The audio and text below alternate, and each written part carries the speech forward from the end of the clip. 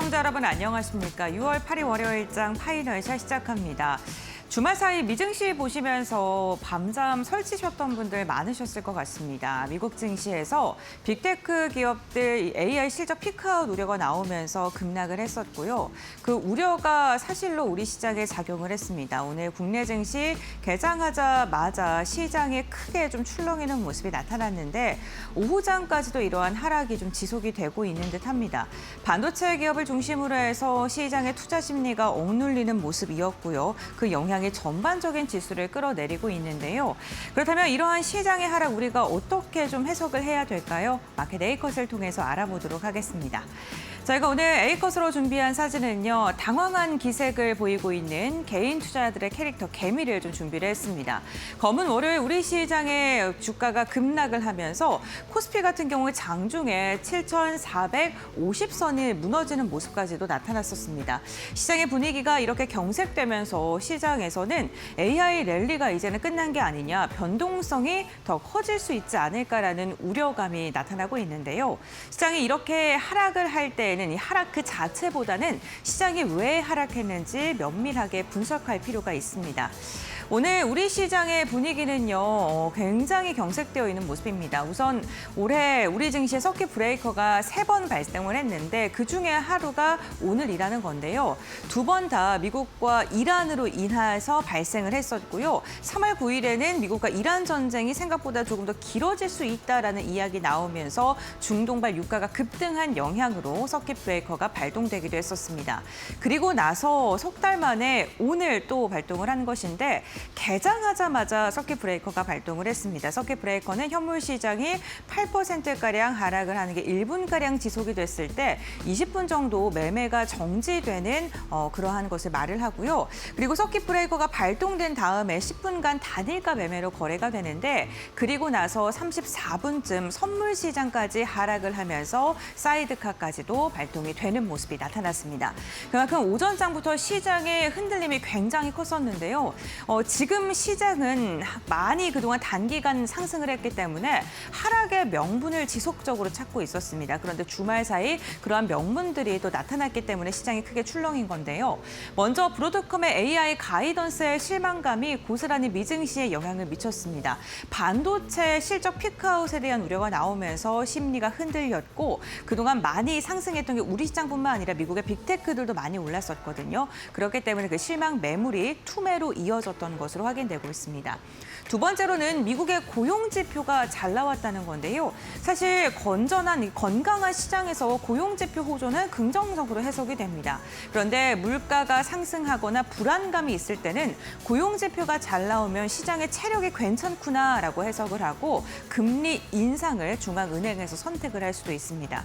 그렇게 되면은 기술주와 성장주에는 부담으로 작용될 수밖에 없겠죠. 지금 특히나 하이퍼스케일러들이 빚을 내서 투자를 하고 있는 만큼 시장에서는 이 부분을 굉장히 안 좋게 해석을 했고요. 연준이 금리를 인상할 수 있겠다라는 우려감이 커지면서 미국의 국채 금리도 상승을 했습니다. 그러면서 성장주들에게는 좀 부담스럽게 작용되는 시장이 됐고요. 그리고 이 대한 영향으로 원달러 환율이 또다시 급등을 하면서 외국인의 매도세가 오늘도 이어지고 있습니다. 지금 한 달이 넘는 시간 동안 코스피에서 외국인은 연일 줄매도를 하고 있고 오늘도 역시나 시장에서는 이탈을 하고 있습니다. 오늘 시장 같은 경우에 수급과 금리 그리고 그동안 많이 상승했던 시장에 대한 차익 실현에 대한 명분을 찾았고 명분이 확인되자마자 급격하게 눌리는 모습이 나타났습니다. 그렇다면 실제로 AI 관련된 투자라던가 수요가 정말 많이 꺾였을까? 정말 거품일까요? 생각보다 AI의 수요는 아직도 좀 견조한 것으로 확인되고 있습니다. AI를 많이 사용이 되면 토큰의 상승 사용량도 많이 증가하게 되는데 이 토큰 같은 경우에는요. AI를 통해 검색을 할 때마다 AI가 답변을 할 때 토큰이 사용된다라고 확인해 주시면 되겠습니다. 그런데 주요 거대 언어 모델의 토큰 사용량이 5개월간 무려 5배가량 증가를 했는데요. 시장에서 우려했던 건 토큰 가격이 다운되게 되면은 당연히 많으니 기업들의 실적에 좋지 않을 것이다, 악영향을 미칠 것이다라고 우려를 했는데 그것보다 사용량이 더 가파르게 증가하면서 오히려 매출 부분에서는 긍정적인 영향을 미치고 있는 것으로 보입니다.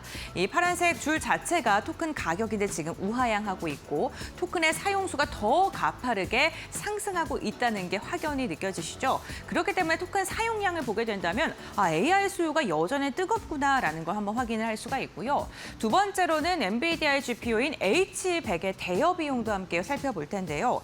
2026년 이후에 H100의 대여 비용이 꺾이지 않고 지속적으로 좀 상승 추세를 지속하고 있는 게 확인되고 있습니다. H100 같은 경우에는 AI 인프라를 구현할 때 꼭 필요로 하는 반도체 칩이기 때문에 이 대여 비용이 꺾이지 않았다는 건 여전히 수요가 굳건하기 때문에 비용을 공급자가 올릴 수 있는 시장이다라고 해석을 해볼 수 있고요. 아직도 AI 수요가 뜨겁다는 것을 이 H100의 대여 가격으로도 확인을 해볼 수 있겠습니다. 다음 지표도 함께 살펴보시죠. 반도체 숫자로도 살펴볼 수가 있는데요. HBM뿐만 아니라 D램의 현물 가격 역시나 지속적으로 상승하고 있다는 게 확인되고 있습니다. 메모리 가격의 반도체 가격이 지금 지속적으로 유효하다라고 해석을 해볼 수 있겠는데 AI 서버용 메모리 수요가 여전히 뜨겁기 때문에 D램의 현물 가격 역시나 꺾이지 않고 상승 추세를 지속하고 있고요. 이렇게 가격 자체가 꺾이지 않는다는 건 여전히 반도체 수요 역시나 뜨겁다라고 해석을 해볼 수 있겠습니다. 특히나 이번 AI 사이클에 대해서 단순한 테마로 끝나지 않을 것이다라는 분석에 힘을 받는 이유가 지금 강국이라고 할 수 있는 미국과 중국이 AI 시장에 원톱으로 거듭나기 위해서 대규모의 투자를 지속하고 있다는 것입니다. 지금 이 표를 보시게 되면 미국과 중국의 IT 투자에 대한 금액을 보실 수가 있겠는데요.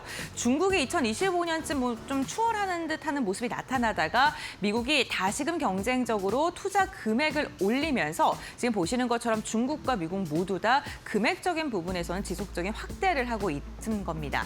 AI 같은 경우에는 지금 이야기하는 게 IT 버블과 지금 비교가 되고 있는데 그때는 민간 기업이 주도로 시장을 이끌어 갔다면 지금은 국가에서도 지금 결정적으로 좀 국가 전략 산업으로 확대를 하면서 지속적으로 투자를 하고 있다는 점 또한 이게 단순한 테마로 끝나진 않을 것이다라는 그러한 주장에 힘을 싣고 있습니다.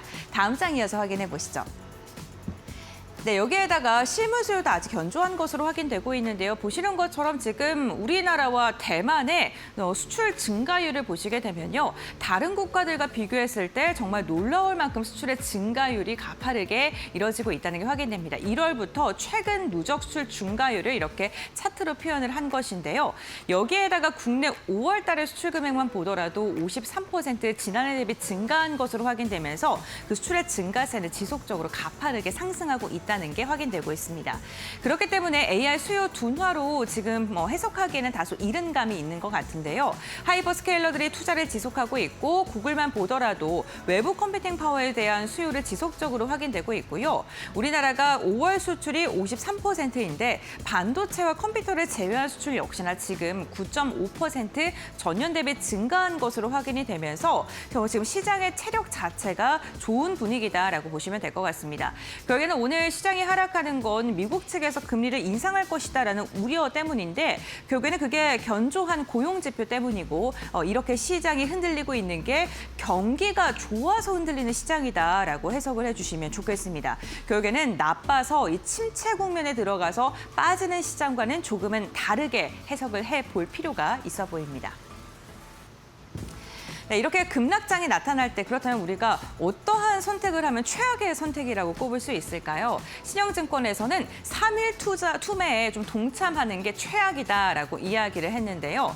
투매 1일과 2일차 그러니까 오늘 같은 경우에는 지금이라 좀 빠져나와야 되나 시장이 더 빠지진 않을까라는 그런 공포감이 투자 심리를 지배한다고 합니다. 그러면서 매도를 부르는 투매 구간에 급격하게 접어든다고 하는데요. 하루 이틀이 지나고 3일차가 됐을 때 시장에 지금 악재가 뚜렷하게 없는데 이 정도로 빠질 만큼 시장이 부실한가 이렇게 생각이 들게 되고 결국에는 장 마감 무렵에 투매가 진정되는 국면이 3일 차에 나타난다고 합니다. 그러니까 투자자들의 이성이 복원이 되는 건데 이때 매도하는 게 최악이다라고 지금 신영증권에선 이야기를 하고 있고요.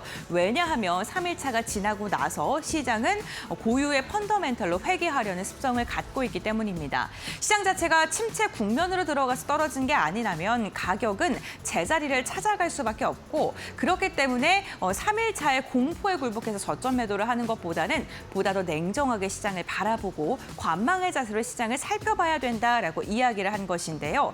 그 근거로 선행 PER이 지금 7.8배 수준이기 때문에 아직도 부담스러운 구간이 아니라는 거고 침체가 없는 조정 같은 경우에는 15%에서 20%가량 밀리면 자연스럽게 펀더멘털로 회귀한다라고 근거를 들기도 했습니다.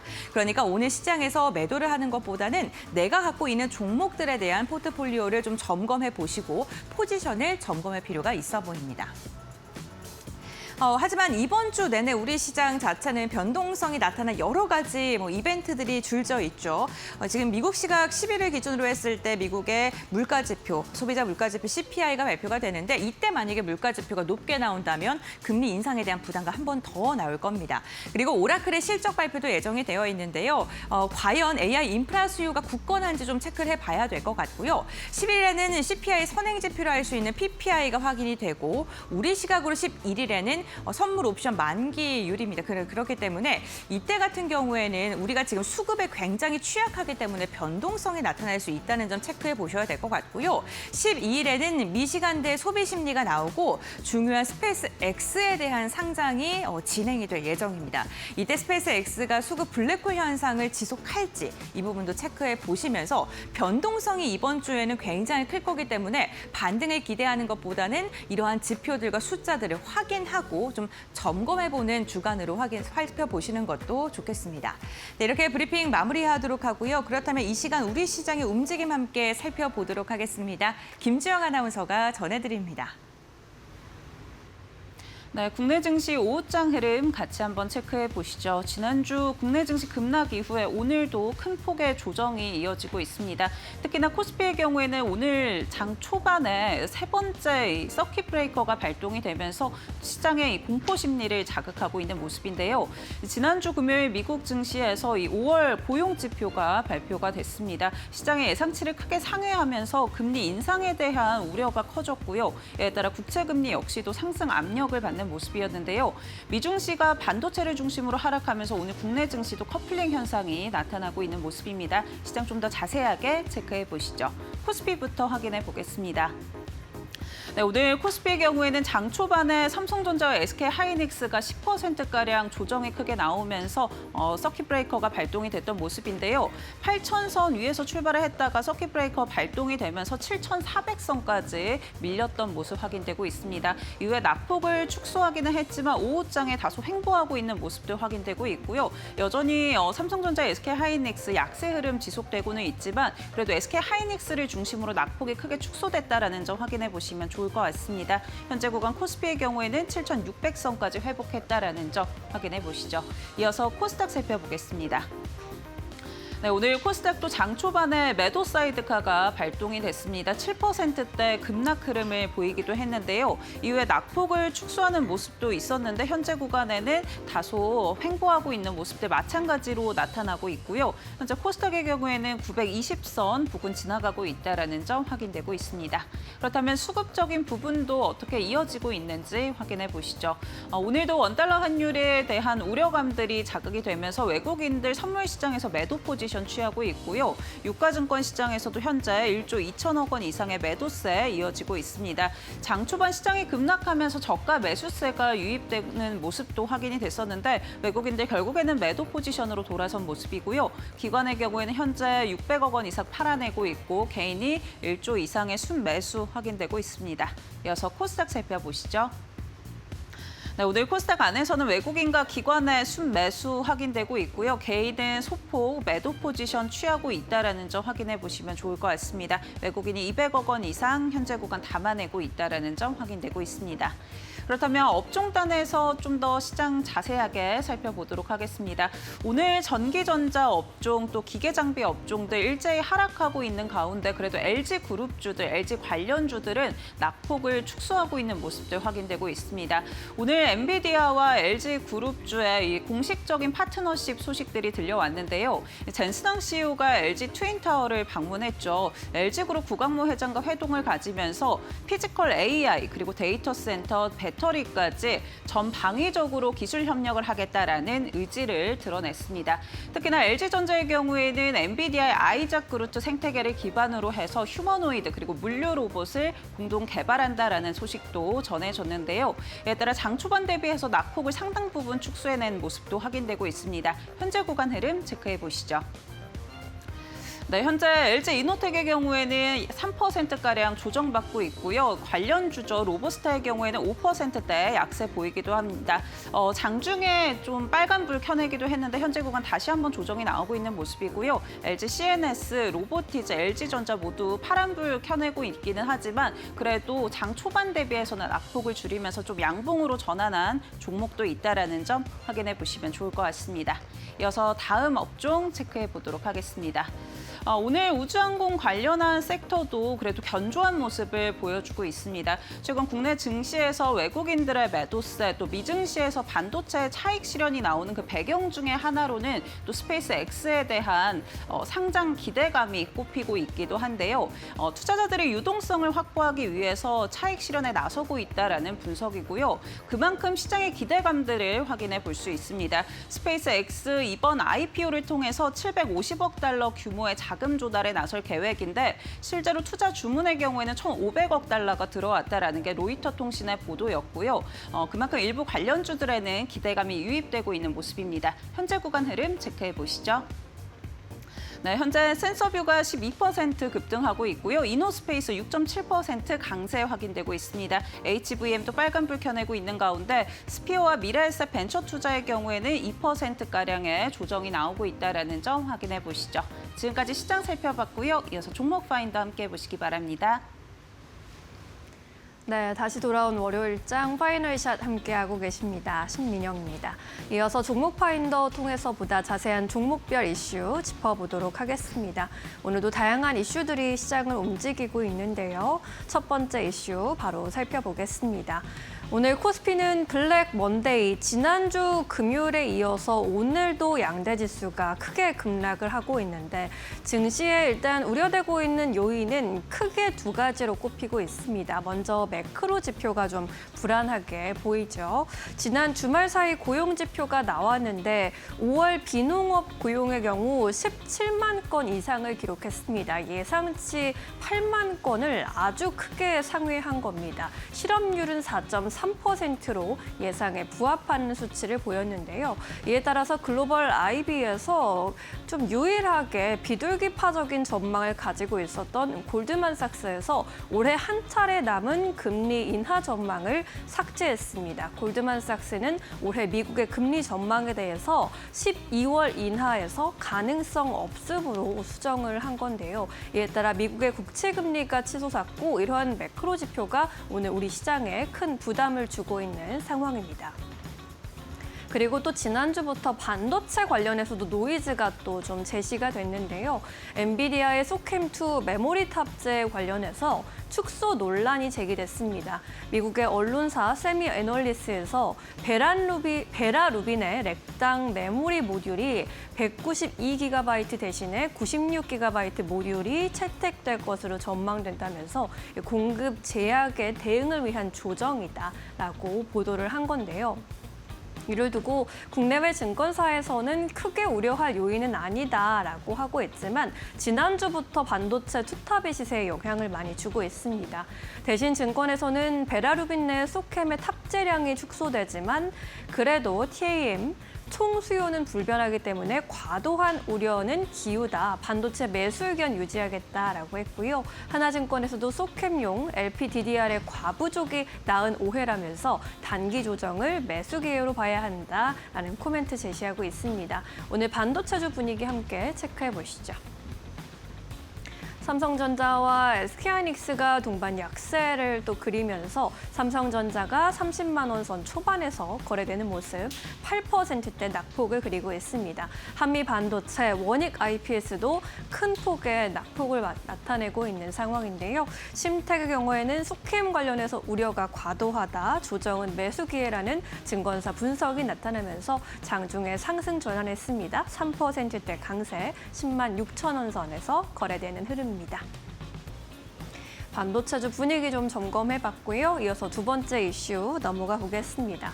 이른바 젠슨항의 깐부주들 급락장에서도 또 방긋 웃고 있는 종목들이 좀 보입니다. 특히나 SK 일부 계열사들의 주가가 좀 튀고 있는데 최태원 SK그룹 회장이 젠슨항 CEO와 어제 또 2차 깐부 회동을 가졌고 지난 1일에는 대만에서 회동도 있었기 때문에 어떤 협력일까 좀 궁금증이 시장에서 좀 컸었습니다. 결국에는 어떠한 청사진인지 발표가 오늘 됐는데 어떤 협력이었냐면은 HBM의 동맹을 넘어서 이제 AI 공장, 팩토리를 함께 지으면서 그룹 차원의 협력을 추진하기로 합의를 한 거죠. SK텔레콤이 엔비디아의 핵심 AI 인프라 플랫폼인 DSX를 기반으로 반도체부터 데이터 센터의 운영까지 아우르는 풀스택의 AI 클라우드 사업을 추진할 계획이라고 전했습니다. 이 AI 팩토리의 경우에는 내년 한국에서 처음으로 가동을 시작한다고 하고요. 아시아 전역의 AI 인프라 확장을 나설 것이라는 계획입니다. 여기에 더해서 엔비디아의 핵심 우군인 클라우드 파트너에도 합류하기로 했죠. 지난해 주에 이제 대만에서 공개했던 디지털 트윈 기술부터 로봇까지 더해지면서 피지컬 AI 동맹이 가속이 더 붙을 것이라는 전망 속에 오늘 관련주들 일부 시세를 분출하고 있습니다. SK그룹주 안에서 함께 확인해 보시죠. 오늘 튀고 있는 종목은 SK네트워크스 결국에는 상한가까지 진입한 모습 확인되고 있고요. SK텔레콤의 경우에도 2%대 강세 포착됩니다. 반면에 오늘 시장 급락과 함께 다른 SK그룹주들은 전반적으로 하락을 면치 못하고 있는 모습이고요. SK부터 이노베이션, 스퀘어까지 7에서 8%대 조정 받아가고 있는 상황입니다. 두 번째 이슈 살펴봤고요. 마지막 이슈도 역시나 젠슨항 관련 소식. 주말 사이에 젠슨항 CEO가 또 PC방 순방을 이어갔습니다. 게임사의 수장들과 계속 만난 것인데 차세대 신형 칩셋인 RTX 스파크의 붐업을 노리겠다는 전략적인 행보로 분석되고 있습니다. 어제 강남의 한 PC방에서 NC의 김택진 대표와 만났는데 이 자리에서 RTX 스파크를 소개하면서 AI와 함께 PC 를 재발명하고 새로운 아키텍처를 만들 것이다 라고 소개를 했습니다. RTX 스파크를 탑재한 노트북으로 신작의 아이온2 그리고 RTX 플래그십 타이틀 신더시티 등을 씌워냈고요. 앞으로 피지컬 AI 영역으로 또 협업이 확장될 것이라는 기대감도 높였습니다. 뿐만 아니라 크래프톤의 장병구 의장과도 만났는데 게임과 AI가 같이 만나는 칩이라면서 크래프톤 역시나 지난 1, 2년간 협력해서 게임과 AI가 결합하는 PUBG LI를 준비해왔다라면서 관련 소식을 또 전하기도 했습니다. 이러한 가운데 또 네이버의 주가도 엔비디아와의 협력 기대감 속에 급등하고 있는데요. 오늘 관련주 시세 함께 체크해 보시죠. 네이버가 현재 구간에서도 11%대 급등세, 엔비디아와의 동맹에 오늘 가장 큰 수혜주로 꼽히고 있습니다. 이 밖에 한빛소프트 같은 종목들, 좀 소프트웨어 관련주 안에서 주목받고 있고요. 네오이즈와 크래프톤, NC의 경우에는 좀 상반된 흐름 나타내고 있습니다. 크래프톤과 NC는 현재 구간 4%대 하락 구간 또 나타내고 있는 상황입니다.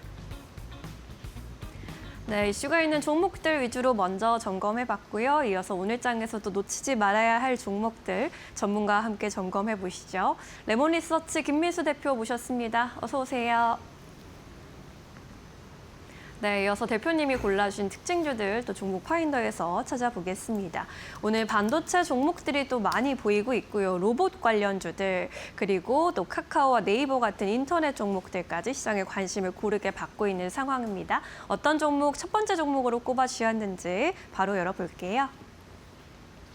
네, SK 네트워크스 봐야겠습니다. SK 그룹주 안에서 가장 크게 급등하고 있고요. 엔비디아와의 협력이 더 강력한 주가 모멘텀이 되어주고 있습니다. 급락장 안에서도 오늘 또 크게 오르고 있는데 오늘의 시세 어떻게 좀 분석해 봐야 할까요?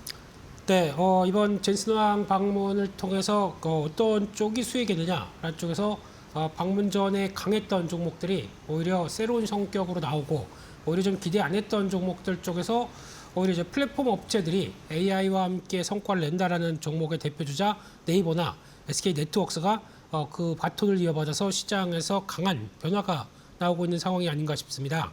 그런 쪽에서 SK 네트워크스의 수급을 보게 되면 외국인들이 이틀째, 기관은 하루 만에 순 매수세를 이어가고 있는 상황들이고요. 특히 이런 기저에는 가장 중요한 게 엔비디아의 협력 기대감이 컸다라고 보여집니다. 특히 SK 네트워크스는 SK그룹 쪽에서 AI 관련된 사업 지주회사의 성격을 갖고 있는데 거기다가 AI와 로보틱스를 핵심 성장 동력으로 가져가고 있죠. 이 부분이 부각을 받았다라는 쪽들이고요. 특히 로보틱스 브랜드라고 하는 나무맥스를 운영하고 있고 AI 솔루션 기업 쪽에 업스테이지 같은 경우도 이제 국민성장펀드에 진입이 들어갔고 거기다가 또 IPO를 기다리고 있다라는 쪽에서 지분을 확대하는 관점 쪽에서 나오는 AI 밸류체인에 대한 투자를 강화하는 모습들이 이번에 같이 맞물리면서 주가에 대한 긍정적인 모습들로 이어가고 있다는 쪽으로 바라보고 있습니다. 두 번째, 자회사 쪽에서 SK 인텔릭스가 지금 실적 정상화가 되면서 실적에 대한 한 축이 될 걸로 기대를 하고 있는데요. 과거에 이 회사는 SK 매직이죠. 그리고 또 구독형 웰리스 사업을 하고 있다는 쪽들인데 말 그대로 구독 사업입니다. 그런 쪽에서 신사업에 따른 이제 초기 비용이 계속 부각되면서 실적은 부진했다가 올해는 이제 정상화가 될 걸로 예상을 하고 있는데요.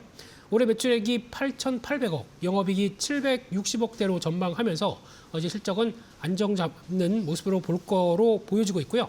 앞서 말씀드렸던 그 나무엑스 같은 경우도 자율주행과 100% 음성 제어가 가능한 에어 솔루션을 갖고 있다는 관점과 함께 비접촉식 바이탈 사인 체크, 약간 웨어러블 쪽에 확장된 AI 의료 쪽까지도 넘어갈 수 있다라는 쪽에서 관련된 세계 최초 웰리스 로봇까지 연결시킨다고 하게 되면 이 부분은 CS2016에서 혁신상을 수상했습니다. 이런 쪽들도 성장 동력으로 부각을 받는다라는 점들이 시장에선 부각을 받고 있다고 봐야 될 것 같고요.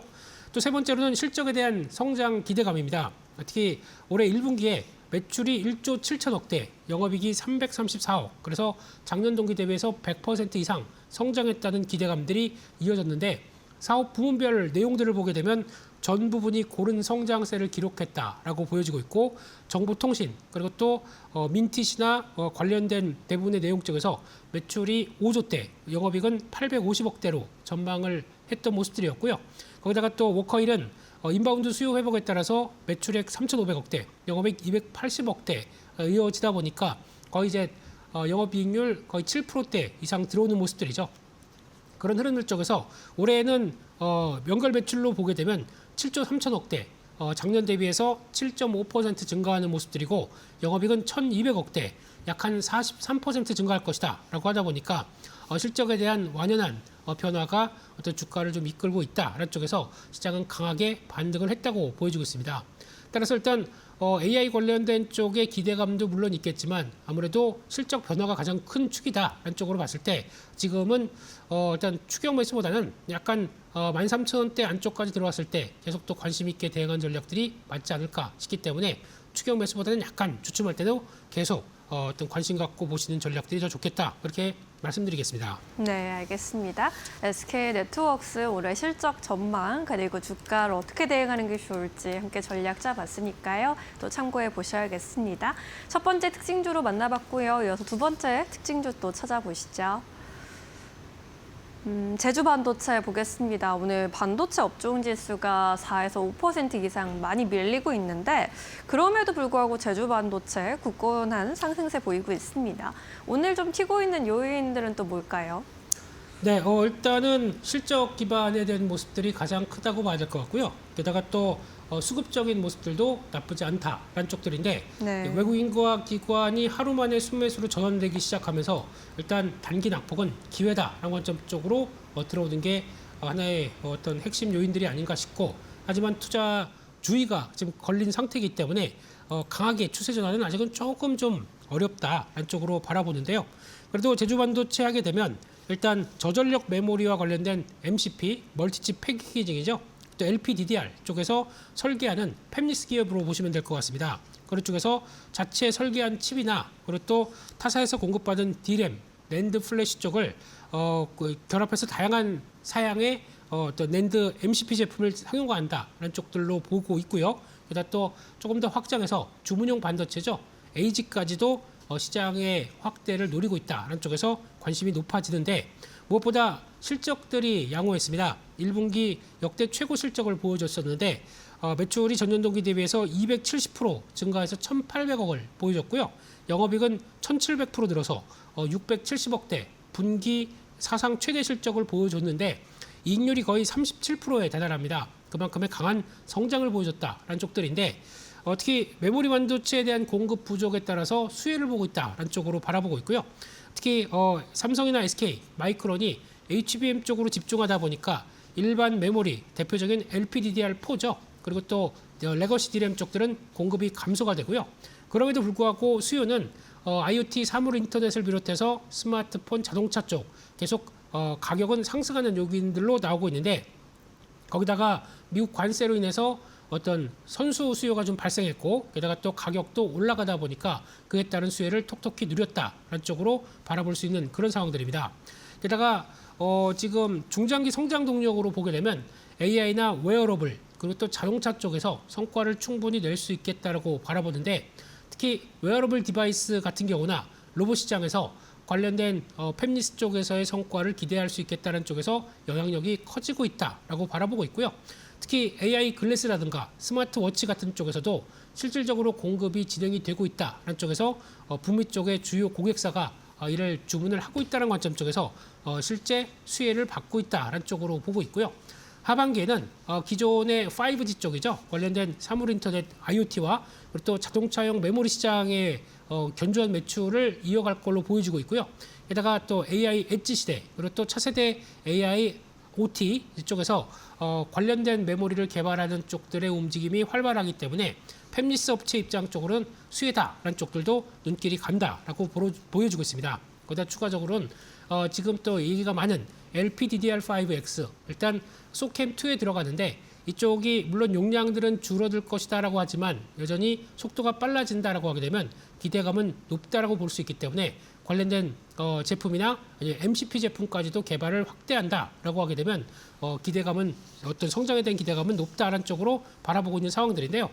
일단 주가는 그래도 빠르게 올랐다가 어느 정도 어떤 매물을 소화하는 관점 쪽에서 반등은 시도를 하고 있는 모습들인데, 아직까지 지난 10만 원대 이상으로 강하게 돌파하기는 조금 부담스러운 모습들이기 때문에 이 안쪽에서 어느 정도 다시 눌림목이 들어왔을 때 9만 원대 초반 같은 경우는 강한 지지권으로 나타나고 있기 때문에 그런 정도쯤에선 눌림목 매수 관점은 유효하다, 그렇게 말씀을 드리겠습니다. 네, 좋습니다. 제주 반도체 오늘 급락장에서 강력한 에너지를 뿜어주고 있는데 앞으로의 대응 전략 잘 챙겨가 보시길 바라겠습니다. 이렇게 두 개의 특징주들 만나봤고요. 이어서 포착 종목은 또 어떤 종목 골라주셨을지 함께 찾아볼까요?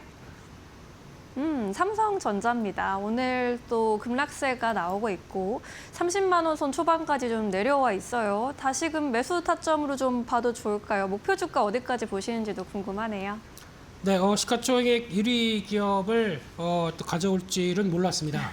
그렇지만 그래도 지금 같은 시장이 어지럽고 복잡할 때 그래도 주가가 많이 빠졌다라고 하게 되면 가장 먼저 관심을 가져야 될 종목이 아닌가라고 생각하면서 삼성전자를 골라봤고요. 네. 특히 삼성전자 같은 경우는 지난 고점이 한 37만 원대, 벌써 한 4일 전에 가격대가 그 정도까지 갔었다가 빠르게 내려오고 있는 상황들이죠. 그러다 보니까 가격은 20% 이상 하락하고 있는 상황들이기 때문에 어떤 주도주가 20% 이상 빠졌다라고 하게 되면 큰 업황에 대한 변화가 없다라고 하게 되면 가격 메리트가 큰 시점이다라는 쪽들을 염두를 하고 대응하는 게 더 맞지 않느냐라고 바라보고 있고요. 일단 공급 부족 관련된 쪽에서 특히 지금 메모리 쪽에 대한 공급 부족은 여전히 2028년까지도 계속 연결될 수밖에 없다라는 쪽들은 이번에 젠슨왕 CEO나 그리고 또 머스크 CEO 모두 다 얘기하는 부분들이고, 당장에 구할 데가 없다 보니까 테슬라 같은 경우는 직접 테라팹을 건설하겠다. 하지만 뭐 만만치 않다는 얘기들은 계속 하고 있는 상황들이고요. 그렇게 되면 지금 사이클이 일단 공급이 다시 확대가 되면서 디램 가격들이 빠지면서 그에 따라서 약간 실적들이 이제 고점을 치고 밀리겠느냐 그런 쪽으로 봤을 때는 아직은 사이클들은 유지가 된다라고 하게 되면 지금 부분은 여전히 주가만 어느 정도 하락했다라고 볼 수가 있는 상황들이고요. 게다가 또 LTA라고 하는 장기 공급 계약을 통해서 사이클의 저점을 높이는 모습들로 가기 시작한다. 이번에 젠슨황 CEO가 와서 SK 하이닉스와 같이 우리도 2년짜리 장기 공급 계약을 체결했다라는 쪽으로 보게 되면 그런 것처럼 이 공급 계약이 장기화 됐었을 때 나올 수 있는 메모리 업체에 대한 변화들은 오히려 긍정적이다라고 쪽으로 볼 수가 있을 것 같고요. 특히 이번에 말씀드렸던 베라 CPU 쪽에서 소캠2의 LPDDR5X의 탑재 용량이 줄어들면서도 오히려 용량은 줄었지만 좀 리드 타임을 줄여서 더 빠르게 출하를 하기 시작한다. 그러면은 결론적으로는 약 한 10% 이상은 더 많이 디램 쪽이 쓰이는 쪽으로 나올 수 있겠다라고 추정하는 만큼 오히려 Q의 확대에 대해서 무게를 둔다라고 하게 되면 이번 사태와 관련된 쪽에서는 그렇게 큰 부담은 없다라는 쪽으로 봐야 될 것 같고요.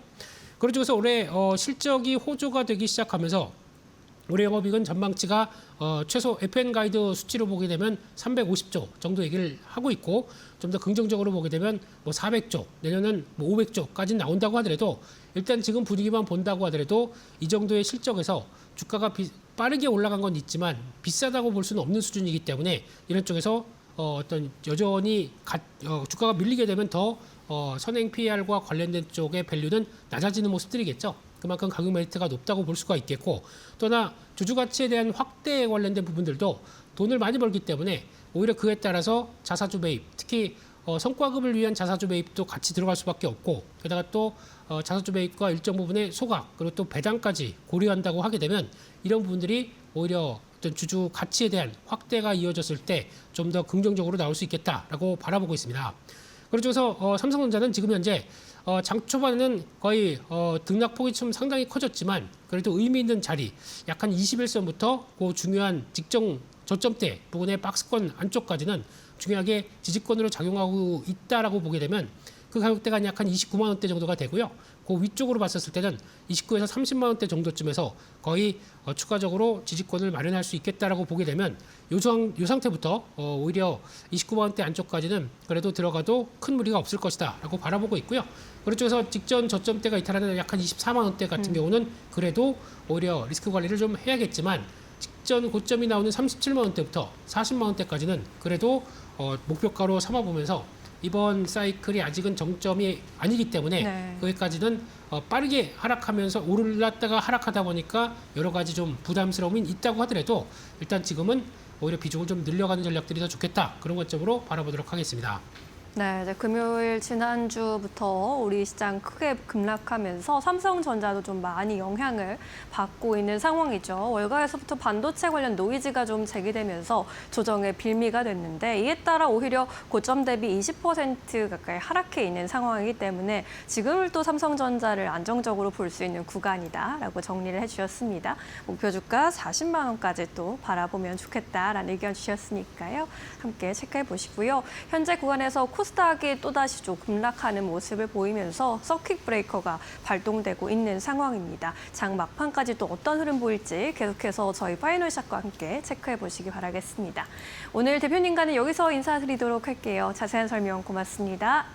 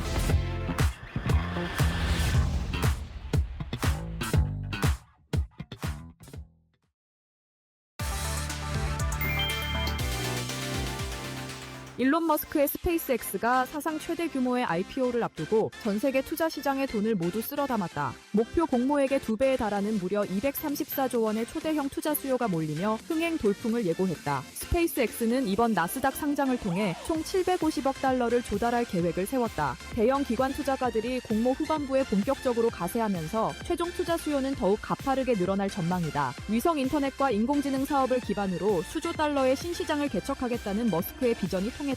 지구상 가장 비싼 우주 기업의 탄생이 눈앞으로 다가왔다. 스페이스X의 전체 기업 가치는 약 1조 7,500억 달러로 평가받으며 오는 12일 증시에 상장한다. 우주 접근 비용을 파괴적으로 혁신한 일론 머스크의 우주선이 자본 시장마저 완전히 장악했다.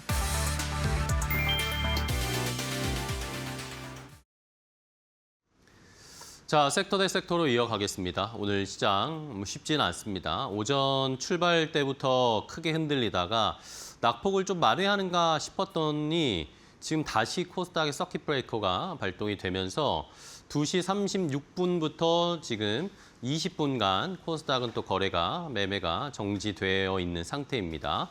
8% 넘게 코스닥이 빠지고 있고 코스피도 7% 넘게 다시 하락세, 삼성전자 많이 빠지고 있고요. SK하이닉스는 장중에 약간 잠시 상승 전환을 했다가 다시 또 하락이 깊어지면서 5% 넘게 하락세가 나타나면서 200만 원 아래로 다시 내려와 있는 상황입니다.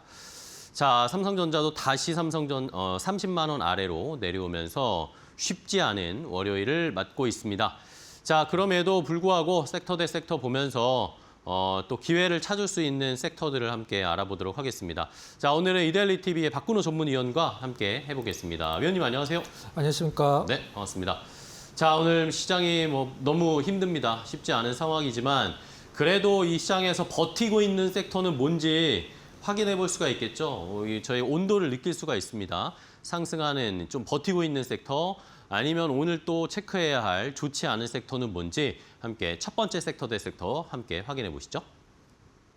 자, 일단은 젠스랑이 역시 그나마 이 어려운 시장에서 그나마 저희가 정신줄을 버틸 수 있게 해주는 유일한 섹터라고 해야 될까요? 젠스랑 관련주. 네이버가 오늘 10% 넘게 상승세가 나타나고 있고 SK텔레콤 아니면 SK네트워크스, SK그룹주들이 그나마 좀 힘을 내주고 있고요. 반면에 하락하는 섹터는 문제가 이제 삼성전자, SK하이닉스입니다. 삼성전자, SK하이닉스 이제 레버리지 ETF를 매수하신 분들이 꽤 많으실 텐데 그게 출시된 지 얼마 되지 않아서 이렇게 급격한 조정이 오고 있어서 아마 타격이 좀 심하실 것 같습니다. 자, 일단은 상승하는 섹터부터 좀 확인을 해볼게요. 자, 젠스랑 CEO가 오늘까지 이제 우리나라에서 일정을 마치는데 마지막까지도 지금 LG, 현대차, 이제 조금 있으면 네이버에도 방문한다. 저녁에는 삼성전자 전영원 부문장도 만난다. 여러 가지 이야기가 있거든요. 자, 젠스랑 CEO의 방한 이후에 오늘 밤에 떠나고 나면 이제 이 관련된 섹터 어떻게 대응해야 될까요? 네. 일단 시장이 이제 어렵긴 한데요. 3월 초에 이틀 동안 코스피 지수가 20%를 빠진 것을 극복해낸 우리나라 이제 주식시장이니까요. 일단 오늘 하락은 어쩔 수 없으니까 내일의 어떤 시장을 좀 약간 기대를 해보면서 한번 살펴보도록 하겠습니다. 섹터를 오늘 이제 저희 코너가 상승 이제 하락 섹터를 이제 나눠서 이제 거기서 이제 어떤 대표적으로 이제 이 종목은 왜 올랐는지, 이 종목은 왜 떨어졌는지 그런 것들을 이제 재료를 살펴보는 코너인데 오늘 사실 상승 섹터가 상승하는 종목이 없는 건 아닌데 이제 섹터별로 상승하는 섹터는 사실 거의 없다라고 봐야 되겠죠. 그 안에서 이제 젠스랑 관련된 종목군들 한번 살펴보도록 하겠습니다. 지난주 금요일 날 제가 이제 젠스랑 관련해서 말씀을 드리면서 아직 한 방 남았다라고 이제 말씀을 드린 게 기억이 나는데 몇몇 기업들이 이제 그렇게 움직임이 좀 나오고 있죠. 이제 오늘의 상승이나 사실 오늘의 하락은 저는 그렇게 중요하다고 생각하지 않습니다. 반대로 오늘 상승이 나온 기업들도 그렇게 중요하진 않죠. 이게 연결돼서 계속적으로 올라갈 수 있는 건지 아니면 오늘 한 번의 어떤 단기적인 이벤트성 상승인지 그거를 판단을 해야 되는 상황인 것 같아요. 일단 기업별로 한번 좀 살펴보도록 하겠습니다. 크래프톤 같은 경우는 이제 게임 속에 이제 어떤 게임을 만들 때는 이제 모션 캡처 같은 거를 많이 하기 때문에 로봇의 움직임도 사실 많은 영향을 좀 받거든요. 그래서 이런 부분들 그다음에 엔비디아에서 마이크로소프트와 같이 내놓는 이제 RTX 스파크 이제 노트북 관련돼서 게임이 그 안에서 잘 돌아갈 수 있게 어떤 플랫폼 최적화를 하겠다. 이런 부분들이 좀 거론이 됐었고요. 네이버와 오늘 가장 눈에 띄는 게 네이버랑 SK텔레콤인데 네이버와 엔비디아가 이제 손을 잡고 기가와트급 초대형 AI 팩토리 구축에 나선다. 이제 AI 팩토리라고 지금 부르죠. 토큰을 생산을 해낸다라고 그래서 이제 AI 데이터 센터 혹은 네오 클라우드라고 부르지 않고 최근에는 이제 AI 팩토리라고 얘기를 하는데 실질적으로 이제 SK텔레콤과 네이버가 지금 이 AI 팩토리 관련돼서 계속적으로 모멘텀이 생기고 있긴 합니다만 반가운 소리라고 생각을 합니다. 근데 네이버가 세종에 각이라는 데이터 센터가 있어요. 그거보다 한 4배 정도 큰 규모를 만드는 게 이제 기가와트급이라고 얘기를 하는데 네이버가 이제 세종에 각을 만들 때 돈이 5천억이 훨씬 넘게 들었습니다. 하지만 이걸 AI 데이터 센터로 바꾸면 비교 대상이 아니죠. 1기가급 AI 데이터 센터를 만드는데 미니멈으로 50조가 듭니다. 50조. 그 50조의 대부분은 돈을 누가 갖고 가느냐. 엔비디아가 갖고 가겠죠. 이걸 과연 협력이라고 얘기를 할 수 있는지는 뭐 시장이 판단을 하겠죠, 실질적으로. 자, 현대차 같은 경우는 자율주행, 로보틱스, 스마트 공장 등 관련돼서 이제 피지컬 AI 노인을 하기로 했고, LG 같은 경우는 사실 젠슨항 방문 전에 LG전자가 2연상 가면서 시장에서 뭐 대장동 노릇을 했죠. 역사적인 신고가를 갱신도 하기도 했고, 사실 LG가 다른 기업들보다 젠슨항 관련돼서 2연상을 갈 정도로 그 큰 덩치가 그 좀 안 움직이는 기업이 움직인 것은 사실 다른 의미보다는 저는 그동안의 LG는 이쪽 엔비디아나 AI와 관련돼서 좀 약간 동떨어져 있는 부분이었었는데 로봇에 관심을 받긴 했었습니다만은 좀 신선함, 재료에 좀 신선함이 있었죠. 젠슨항과 관련돼서 만난다 이런 부분들. 그것 때문에 좀 간 것 같고 두산 로보틱스도 오늘 장 초반에 눈에 띄게 상승을 했다가 다시 좀 하락 전환을 좀 하긴 했습니다. 이런 부분들 한번 이제 앞으로 개별 기업들이 젠슨항과의 어떤 모멘텀을 어떻게 살리느냐가 가장 중요한 체크 포인트라고 보시면 될 것 같습니다. 네. 자, 이렇게 젠슨항 관련 주들을 한번 쭉 정리를 해 주셨습니다. 이제 젠슨항이 떠나고 났을 때도 계속 모멘텀이 붙으면서 앞으로의 퍼포먼스를 보여줄 수 있을지, 앞으로의 내러티브도 계속 이어질지 이게 가장 중요한 포인트다라고 짚어주셨고요. 자, 다음은 하락 섹터입니다. 반도체가 오늘 많이 떨어지고 있습니다. 지난주에 미국 쪽에서 브로드컴의 실적도 안 좋았고 기대치에 못 미쳤고 안 좋다기보다는 기대치에 못 미쳤죠. 그리고 여기에다가 소캠 논란 그리고 이 엔비디아의 베라루빈에서의 설계 변경 여러 가지 이야기가 나오면서 메모리 쪽이 많이 떨어졌어요. 이게 그대로 여파를 주는데 이건 어떻게 해석해야 될까요? 네. 안 그래도 이제 젠슨항한테 질문이 들어왔죠. 주가 하락에 관련돼서 어떻게 생각을 하느냐, 우려를 하느냐라고 물었는데 젠슨항이 교과서적인 답을 하긴 했습니다. 이제 더 싼 가격에 살 수 있다. AI의 미래는 매우 밝으며 우리는 그 시작점에 있다. 이제 젠슨항 입장에서는 이렇게 말할 수밖에 없는 상황이고 밤사이에 우리나라 이제 야간 선물이 하한가를 갔죠. 8% 하한가로 이제 마감을 했고 필라델피아 반도체 지수 급락 나왔고 엔비디아 같은 경우는 일단 시총이 514조 원 이제 증발을 했습니다. 하루에 이제 3,300억 달러 증발을 했고 미국의 이제 전체 반도체만 따졌을 때 AI 쪽만 따졌을 때는 시총이 1조 4천억 달러 증발을 했죠. 2,100조 원. 2,100조 원이 하루 새에 증발을 했다. 삼성전자 하나가 하룻밤새 시가총액이 날아간 것과 똑같은 부분들이죠. 오늘 우리나라 시장이 사실 올라가면 이상한 거긴 합니다만은 우리가 그동안에 삼성전자 하이닉스를 어떤 차트를 보고 샀거나 어떤 이벤트성으로 산 게 아니죠. 삼성전자의 어떤 어닝, 실적 대비해서 엄청난 주가 어떤 저평가 이런 부분들이 어떤 모멘텀이었기 때문에 사실 오늘을 기점으로 그 부분들이 시장에서 더 부각이 될 수도 있다는 부분은 사실 명백한 부분이고 주식은 사실 떨어지는 것을 무서워하며 주식 투자 자체를 할 수가 없죠. 하지만 떨어질 때는 누구나 어떤 좀 두려움에 휩싸이는 것은 당연한 부분이긴 한데 떨어지는 것보다 다시 올라갈 수 있는 섹터냐 종목이냐 그게 중요하겠죠. 시장에서 삼성전자 하이닉스를 다시 올라가기 힘들다라고 표현을 하거나 의견을 내놓을 수 있는 부분은 제가 봤을 때는 거의 좀 없는 것 같거든요. 그래서 이런 부분을 봤을 때 일단 뭐 우리나라 시장 오늘 많이 떨어지긴 합니다만은 밤 사이에 어떤 미국 시장에 반등이 온다라고 하면 미국 시장보다 훨씬 더 많은 반등을 좀 기대를 할 수 있는 부분이 반도체다. 그래서 하락 섹터에서 반도체를 한번 좀 선정을 해봤습니다. 네, 알겠습니다. 자, 뭐 말씀해 주신 것처럼 지금 뭐 미국에서 뭐 나스닥 선물이나 이런 것들은 사실 빨간불 켜고 있거든요. 그러니까 오늘 밤에 어떻게 움직이는지 또 확인을 해보도록 하겠습니다. 오히려 삼성전자, SK하이닉스가 또 주가가 떨어지는데 2분기 실적 7월 초에 나올 건데 훨씬 더 또 높은 기대치들의 예상치들이 나오고 있으니까 PER이 더 싸진다라고 또 생각하는 생각도 아이디어도 함께 얻을 수 있습니다. 자, 그러면 상승 하락 섹터 하나씩 봤고 이 중에서 젠스랑 관련 종목 중에 하나를 조금 더 자세하게 해법 좀 알려주시면 좋을 것 같아요. 전략 어떤 종목 볼까요? 일단 SK텔레콤 좀 보도록 하겠습니다. 지금 시장이 제가 좀 잘 쓰는 표현인데 파란색 벽지에 빨간색이 한 두세 개 정도 방에 찍혀 있는 그런 느낌이죠. 실질적으로는. 자, SK텔레콤 오늘 이제 엔비디아와 관련돼서 어떤 모멘텀이 좀 나왔죠. 그 전에 이제 젠스랑 이제 타이베이 컴퓨텍스 키노트에서 SK텔레콤을 콕 집어서 이제 뭐 파트너다라고 이제 소개를 하기도 해서 SK텔레콤 좀 움직임이 나오긴 했었죠. SK텔레콤도 앞서서 그 네이버와 마찬가지로 일단은 뭐 AI 클라우드 이제 엔비디아와 협력한다라는 모멘텀이 지금 시장에서 나름대로의 상승 동력으로 좀 작동을 하고 있는 것 같은데 SK텔레콤 같은 경우는 DSX 플랫폼, 엔비디아의 DSX 플랫폼을 이용해서 AI 풀 스택 클라우드 협력을 추진한다.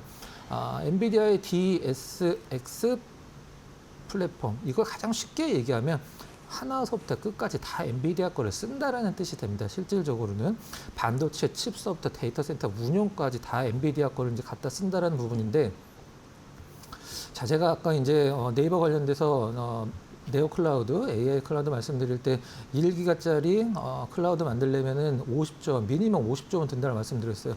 땅값은 거의 치지 않고 실질적으로 일단 우리나라에서 데이터 센터를 지을 장소가 일단은 지금 현재는 없습니다. 실질적으로 우리나라에서 수도권에 가장 마지막에 들어선 그 데이터 센터가 이제 KINX가 하는 과천에 있는 데이터 센터죠. 그리고 네이버도 수도권에 못 지으니까 세종까지 내려가서 이제 거기다 지은 거고 실질적으로 일단 데이터 센터는 가장 많은 돈을 쓰는 게 이제 그 GPU랑 전력 인프라거든요. 이런 부분들 이제 네이버 같은 경우는 지금 현재 사내 유보 현금이 제가 알기로는 한 2조 한 5천억 정도 내외로 있는 걸로 알고 있는데, 뭐 1기가짜리 짓는 게 50조 원이 말도 안 된다라고 생각을 하실 수도 있는데 진짜 50조 원이 듭니다. 근데 그 부분들을 어떻게 조달을 할지는 저는 좀 의문이기도 하고, SK텔레콤도 이 부분과 관련돼서 자금 조달이 좀 약간 나중에 좀 이슈가 될 가능성이 높다라고 보시면 될 것 같아요. 젠순항이 이번에 이제 대만 타이페이에서 그동안에 젠순항이 입만 열었다면 했던 말이 이번에 똑같이 좀 발언 좀 했었죠. make you buy, make you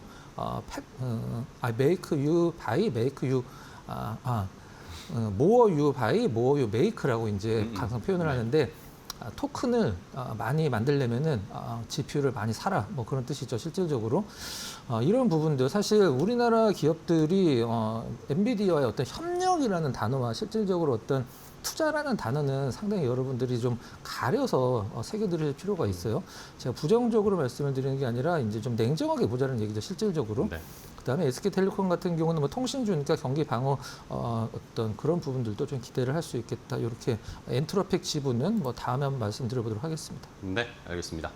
자, 이렇게 이제는 뭐 젠스랑 CEO가 오늘 밤에 떠나는데, 이제는 저희가 해야 할 작업은 진짜 투자를 받고 같이 사업을 하면서 수익을 낼 수 있는 기업들을 선별해야 된다라는 거죠. 그냥 젠스랑이 언급했다고 해서 올라가는 이제 타이밍은 지나버렸다라는 거 중요한 포인트인 것 같습니다. 상승 하락 섹터 대 섹터 첫 번째 봤고요. 다음 섹터 대 섹터도 바로 공개하도록 하겠습니다. 자, 역시 뭐 올라가는 섹터가 거의 없지만 로봇주 안에서 그나마 조금씩 올라가는 종목들이 좀 보이고요. 반도체도 떨어지지만 또 큰 하나의 섹터인 2차 전지도 오늘도 역시 조정이 나오고 있습니다. 자, 일단 로봇주부터 좀 체크해 볼 텐데, 이제 뭐 이거 로봇도 결국에는 젠스랑 피지컬 AI와 연결된 것이니까 로봇주들은 어떻게 대응해야 될까요? 자, 로봇주 오늘 일단 시장이 뭐 떨어지는 시장을 비정상적이라고 표현하면 안 됩니다. 이제 하락장도 어떤 시장의 일부분이기 때문에 네. 오늘 시장이 그나마 좀 뭐 이렇게 급락만 나오지 않았다라고 하면 로봇 관련주들은 실질적으로 오늘 퍼포먼스가 좀 나을 가능성이 좀 높았는데 좀 아쉬운 부분들이 있죠. 오늘 두산 로보틱스도 장 초반에 굉장히 좋은 퍼포먼스 보여줬고 로보스타도 일단 괜찮은 흐름 보여줬었는데 조금 이제 시간이 지나면서 이제 힘을 좀 잃는 부분들이 좀 아쉬움이 좀 남는 부분이죠. 오늘 로봇주 중에 좀 특이하게 오른 부분들 한번 아이로보틱스라는 종목이 있는데요. 네. 완전 뭐 로봇 기업이라고 하기보다는 과거에 이제 YOM이라는 이제 종목인데 시가총액은 굉장히 좀 낮죠. 1,600억 정도인데 이틀 연상 상한가를 가서 로봇주들 중에서 가장 좀 눈길이 가는 종목이 이제 아이로보틱스인데 원래 이제 산업용 보호 필름 이제 폴리에틸렌 필름 공급하던 기업인데 최근에 요 이제 어떤 감속기 관련된 부분들에 조금 모멘텀이 생기고 있어요.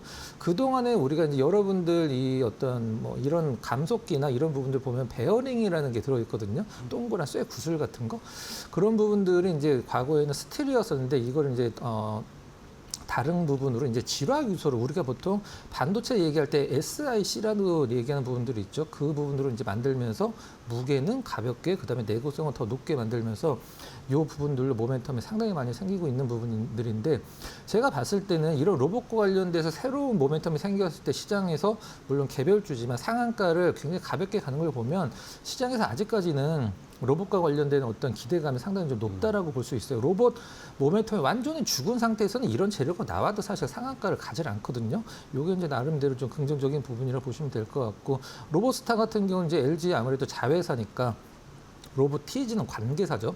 로봇 스타가 이제 그 자회사고 LG 쪽에서 어떤 로봇의 휴머노이드 로봇의 생산을 담당할 수 있다는 부분들도 어필이 되면서 나름대로 시장에서 다른 주목군들 대비해서는 괜찮은 흐름을 좀 보여주고 있는 상황인 것 같아요.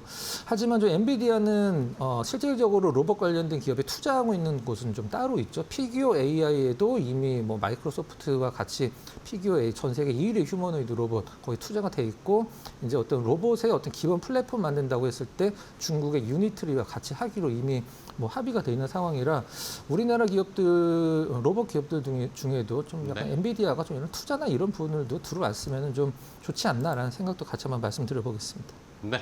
자, 로봇 섹터 중에서 또 눈에 띄는 종목이 있어서 한번 체크를 해봤고요. 다음은 2차 전지 배터리 쪽인데 주가는 뭐 같이 떨어지고 있는데 그래도 하반기까지 길게 봤을 때 2차 전지 배터리 쪽을 좀 주목해야 된다는 의견들도 많더라고요. 네.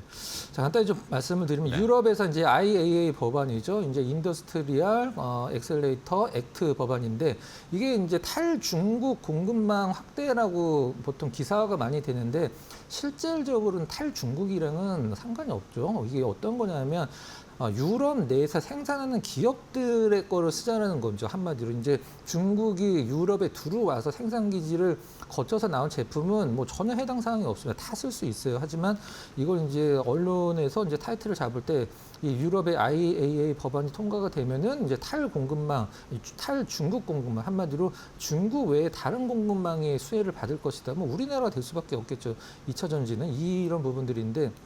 실질적으로 중국 이제 CATL의 점유율, ESS, 전기차 부분 두 부분이 지금 압도적으로 해가 갈수록 올라가고 있는 상황이고 우리나라 3사 같은 경우는 점유율이 올라가긴 합니다만은 일단은 어떤 배터리 쪽에서 성장률보다는 좀 처지는 한마디로 시장에 어떤 학교 다닐 때 반평균이 50점 올랐다라고 하면은 어떤 학생은 한 20, 30점 올린 듯한 느낌. 성적은 올랐는데 반평균보다는 덜 오르는 그런 부분들이 지금 우리나라 배터리 3사에 좀 약간 아쉬운 부분이긴 해요. 이런 부분들을 봤을 때 지금 뭐 유럽 쪽에서는 이제 폭스바겐이나 BMW 벤츠 같은 경우는 배터리가 전부 70% 내외가 중국산이기 때문에 앞으로 이제 우리나라가 유럽 쪽에서의 생산량은 중국보다 높기 때문에 이런 부분들이 조금 더 어떤 실적에 도움이 될 것이다 해서 한번 좀 골라봤습니다. 네, 알겠습니다. 자, 유럽 쪽에서 이렇게 중국 배터리 소재나 부품을 좀 배제하려는 움직임, 법안들이 추진되면 당연히 우리가 또 수혜를 받을 수 있지 않을까. 반도체에 너무 집중되어 있다 보니까 이런 것들이 시장에서 부각을 못 받고 있는 상황이네요. 자, 그러면은 종목을 볼 텐데 하락하는 섹터 2차 전지에서 그러면 조금 기회가 있는 것 같습니다. 어떤 종목을 볼까요? 일단 뭐 대장을 한번 좀 봐야 될 필요성이 네. 있어서 LG 엔솔 에너지 네. 솔루션 준비를 한번 해봤습니다. LG 엔솔이 이제 유럽에 공장이 2군데인가 있죠. 이제 그 중에서 폴란드가 좀 가장 큰데 폴란드 같은 경우는 이제 86기가 정도 생산 공장을 갖고 있어서 우리나라에서는 뭐 가장 3사 중에서는 가장 큰 부분을 차지를 하고 있고. 이제 유럽이 사실 이 공급망을 바꾼다라고 했을 때 이런 게 있겠죠. 자동차라는 것은 처음에 개발했을 때 플랫폼이라는 게 있습니다. 배터리의 규격, 누가 생산하느냐 이런 것들을 전부 규격화 시켜놓기 때문에 지금 당장에 생산하는 자동차들을 이제 중국 거 안 쓰고 이제 한국 거 써야 되겠다라고 해서 바꿀 수가 없습니다. 절대 못 바꿉니다. 하지만 새로 나오는 신규 차종이나 자동차들마다 이제 플랫폼이라는 게 있는데 그런 부분을 바뀔 때 우리나라 기업들이 이제 점차적으로 중장기적으로 수혜를 볼 가능성은 있다는 부분 보시면 될 것 같고 반가운 소식 하나 또 나왔죠. 미국 이제 국제 이제 비상 경제 범법 있죠. 여기서 이제 관세가 불법이다라고 이제 판명이 되면서 LG 엔솔이 환급을 받게 되는데 1,000억이라는 언론 보도도 있었고 최소 몇 천억이라는 보도가 있었었는데 일단 미니멈 1,000억으로 봤을 때 이 부분은 뭐 플러스 알파로 작용이 될 수밖에 없겠죠. 실질적으로 LG 엔솔 이제 전기차용 배터리 점유율이 8.3%예요. 지금 현재 일단 전 세계에서 일단 배터리 순위로 봤을 때 CATL 1등이고 우리나라 LG 엔솔, 삼성 SDI가 12, 11위거든요. 12, 11. 좀 많이 좀 떨어졌죠. 실제로 전체로 봤을 때 이 부분도 좀 약간 과거와 대비해서 좀 아쉬운 부분이긴 합니다. 최근에 나온 가장 좋은 호재, 이제 오라클 AI 데이터 센터에 ESS용 배터리 이제 2조 4천억 공급하는 것은 뭐 단기간에 공급을 하는 건 아니긴 합니다만은 그래도 분기별로 차근차근 어떤 실적이 도움이 될 수는 있겠다. 여기까지 좀 설명을 드려보도록 하겠습니다. 네, 알겠습니다. 자, LG 에너지 솔루션까지 함께 지켜보는 종목으로 함께 알아봤습니다. 자, 오늘 섹터 대 섹터 박근호 전문위원과 함께 했는데요. 위원님 또 오늘 좋은 인사이트, 좋은 종목도 알려주셔서 감사하고 다음 시간에 또 뵙겠습니다. 오늘 고생하셨습니다.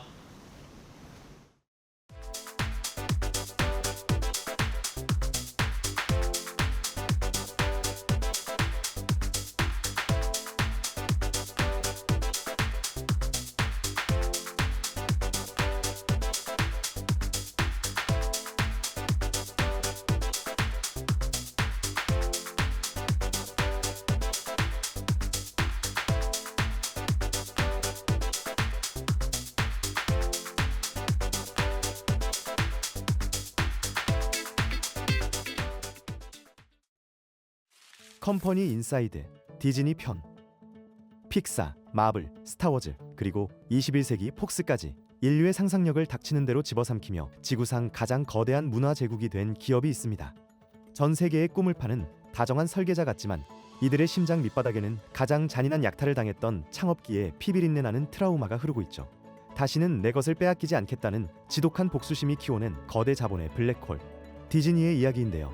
시작은 비즈니스 역사상 가장 처참한 약탈이었습니다.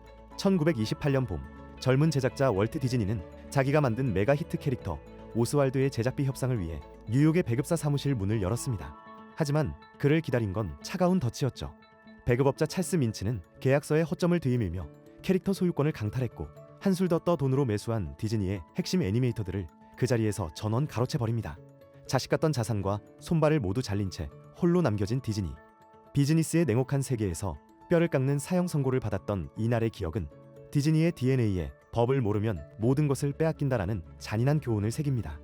그날 이후 디즈니의 생존 메커니즘은 완벽히 디바테입니다. 이들이 선택한 방식은 철저한 지식지상권의 요새화였는데요. 자신들의 자산을 방어하기 위해 미국 입법부 자체를 뒤흔들며 캐릭터 저작권 유효 기간을 기형적으로 늘려버리는 일명 미키마우스 보호법을 통과시켰죠. 나아가 지구상에서 가장 집요하다는 디즈니 법무팀을 구축해 시골 유치원 벽화부터 동네 상점 간판까지 저작권의 칼날로 사정없이 짓밟았습니다. 무지에서 자산을 뜯겼던 과거를 지우기 위해 타인의 접근을 완벽하게 통제하는 독점의 플라이 휠을 돌린 것입니다. 방어를 끝낸 독점 제국의 다음 행보는 굶주린 포식자의 잔인한 역습이었습니다. 2000년대에 접어들며 디즈니는 자신들이 당했던 방식 그대로 전 세계 대중문화의 괴물들을 차례로 집어삼킵니다. 3D 애니메이션의 미래였던 픽사를 천문학적인 돈으로 묶었고 마블을 삼켰으며 할리우드의 전설 루카스필름마저 통째로 매입해버렸죠. 경쟁자를 키우는 대신 자본으로 씨를 말려버리는 방식. 과거 무력하게 약탈당했던 작은 스튜디오가 이제는 전 세계 모든 인간의 상상력 위에서 영원히 마르지 않는 독점 로열티를 거둬들이는 절대 권력자가 된 것입니다. 가장 소중한 무기를 약탈당하고 벼랑 끝에 섰지만 법과 자본을 무기로 전 세계의 상상력을 여포식하는 거대 블랙홀. 가장 아름다운 동화를 이야기하면서도 자본주의 시장의 가장 냉혹한 독점과 포식을 증명해낸 문화 영토의 절대 강자. 바로 디즈니입니다.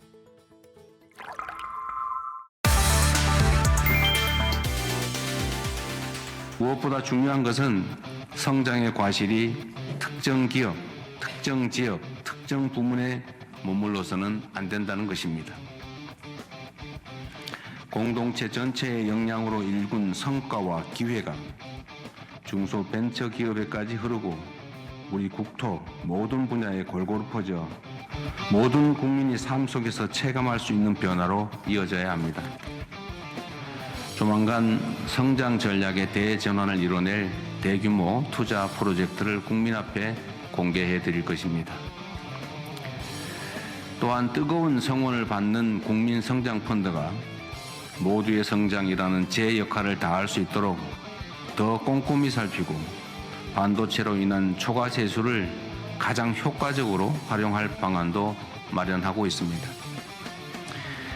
첨단 전략 산업이 성장할수록 내 삶이 바뀐다는 그런 믿음이 있어야 더 과감한 국가적 투자도 끊임없는 혁신도 국민과 함께 가능하다고 믿습니다.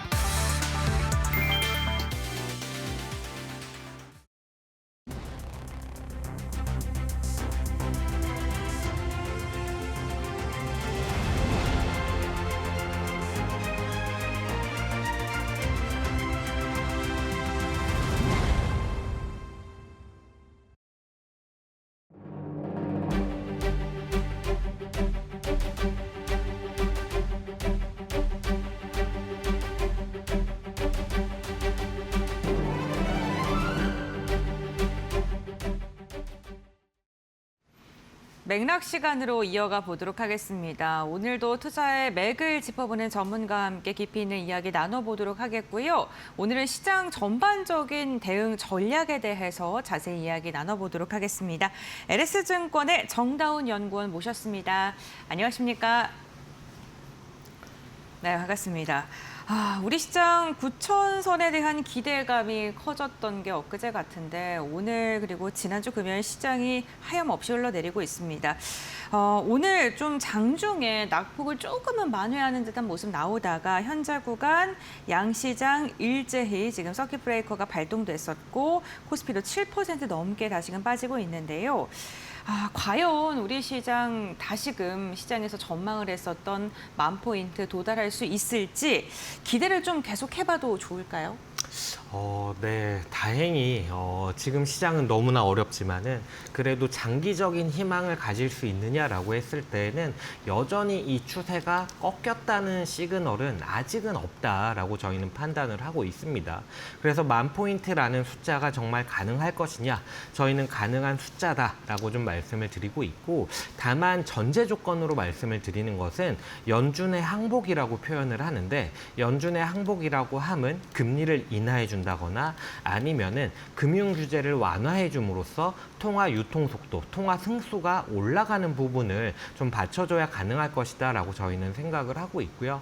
일단 코스피 10,000포인트가 가능하다라고 생각을 하는 이유는 코스피의 ROE를 생각을 해봤을 때 그 어느 나라보다도 우리나라의 코스피가 ROE가 제일 높은 수준을 보여주고 있습니다. 지금 화면에서 보이는 것처럼 중복 상장 효과를 제거한다라고 하더라도 20%대 후반을 바라보는 그런 수치이거든요. 그 상황에서 PBR이 어느 정도만 올라와 준다라고 하더라도 10,000포인트가 그다지 멀지 않은 숫자이다라고 좀 말씀을 드리고 있고, 다만 이 전제 조건으로 연준의 항복을 말씀을 드린 이유는 결국 핵심은 우리나라가 저 차트상에서 저 선에서부터 우리나라의 시장이 상당히 넓게 위아래로 좀 많이 벌어져 있죠. 이런 이유가 결국 반도체라는 부분이 이런 높은 실적과 실적 성장이 지속 가능하냐라는 부분에 대해서 의구심을 갖는 부분이 반영이 된 거거든요. 그래서 이런 부분을 불식시키기 위해서 연준의 항복이 있어야 된다. 결국 AI 투자에 대한 비용을 낮춰주는, 금융 비용을 낮춰주는 부분들이 필요하다라고 저희는 생각을 하고 있습니다. 네, 알겠습니다. 연준의 금리 인하라던가 아니면 자금 유동성 확보 등이 있다면 10,000포인트 아직까지는 충분히 가능하다라고 이야기를 해주셨습니다. 시장에 대해서 긍정적으로 그래도 좀 평가를 해주셨는데 연구원님께서 우리나라 증시에 대해서 시장의 폭이 좁아졌다라고 진단을 해주셨습니다. 이 시장의 폭이 좁아졌다는 건 어떤 의미일까요? 네, 제가 지난주에 자료를 좀 작성을 했었는데 시장의 폭이 좁아졌다는 게 뭐 다 아시겠지만은 결국 상승하는 종목이 그만큼 극히 제한적이다라는 얘기거든요. 이 단어 자체가 의미하는 것은 그렇고 이게 시장에 의미하는 부분이 무엇이냐라고 했을 때 모멘텀이 소강 상태에 접어들었다라고 저희는 좀 표현을 하고 있습니다. 시장에서 상승하는 종목이 그만큼 적다라는 얘기는 뭐냐면은 그만큼 살만한 종목 내지는 올라갈 만한 종목이 너무나 적다라는 얘기를 하는 거고 이 상황에서 무언가 이벤트가 발생을 했을 때 이게 긍정적으로 작용을 한다면은 시장의 폭이 좋아질 만한 종목들이 급격히 늘어나면서 상승하고 반대로 이렇게 유의하게라고 좀 표현을 할 수도 있을 것 같은데 상당히 소수의 종목들로 상승이 쏠려 있는 상황에서 이 종목들마저도 주가가 하락하게 된다라고 했을 때에는 시장이 또 급격한 하락을 보일 수 있다라는 부분을 좀 해석을 하고 있고요. 그게 바로 이제 소강 상태에 접어들었다라고 얘기를 드리고 있는 부분입니다. 네, 지수의 변동성이 커질 수 있는데 모멘텀은 조금 소강 상태에 들어선 모습입니다. 오늘도 관련된 시장 분석 리포트를 내놓아 주셨는데 우리 시장에 대해서 20%가량의 낙폭이 가능하다라는 진단도 내리셨더라고요. 이렇게 바라본 이유가 있을까요?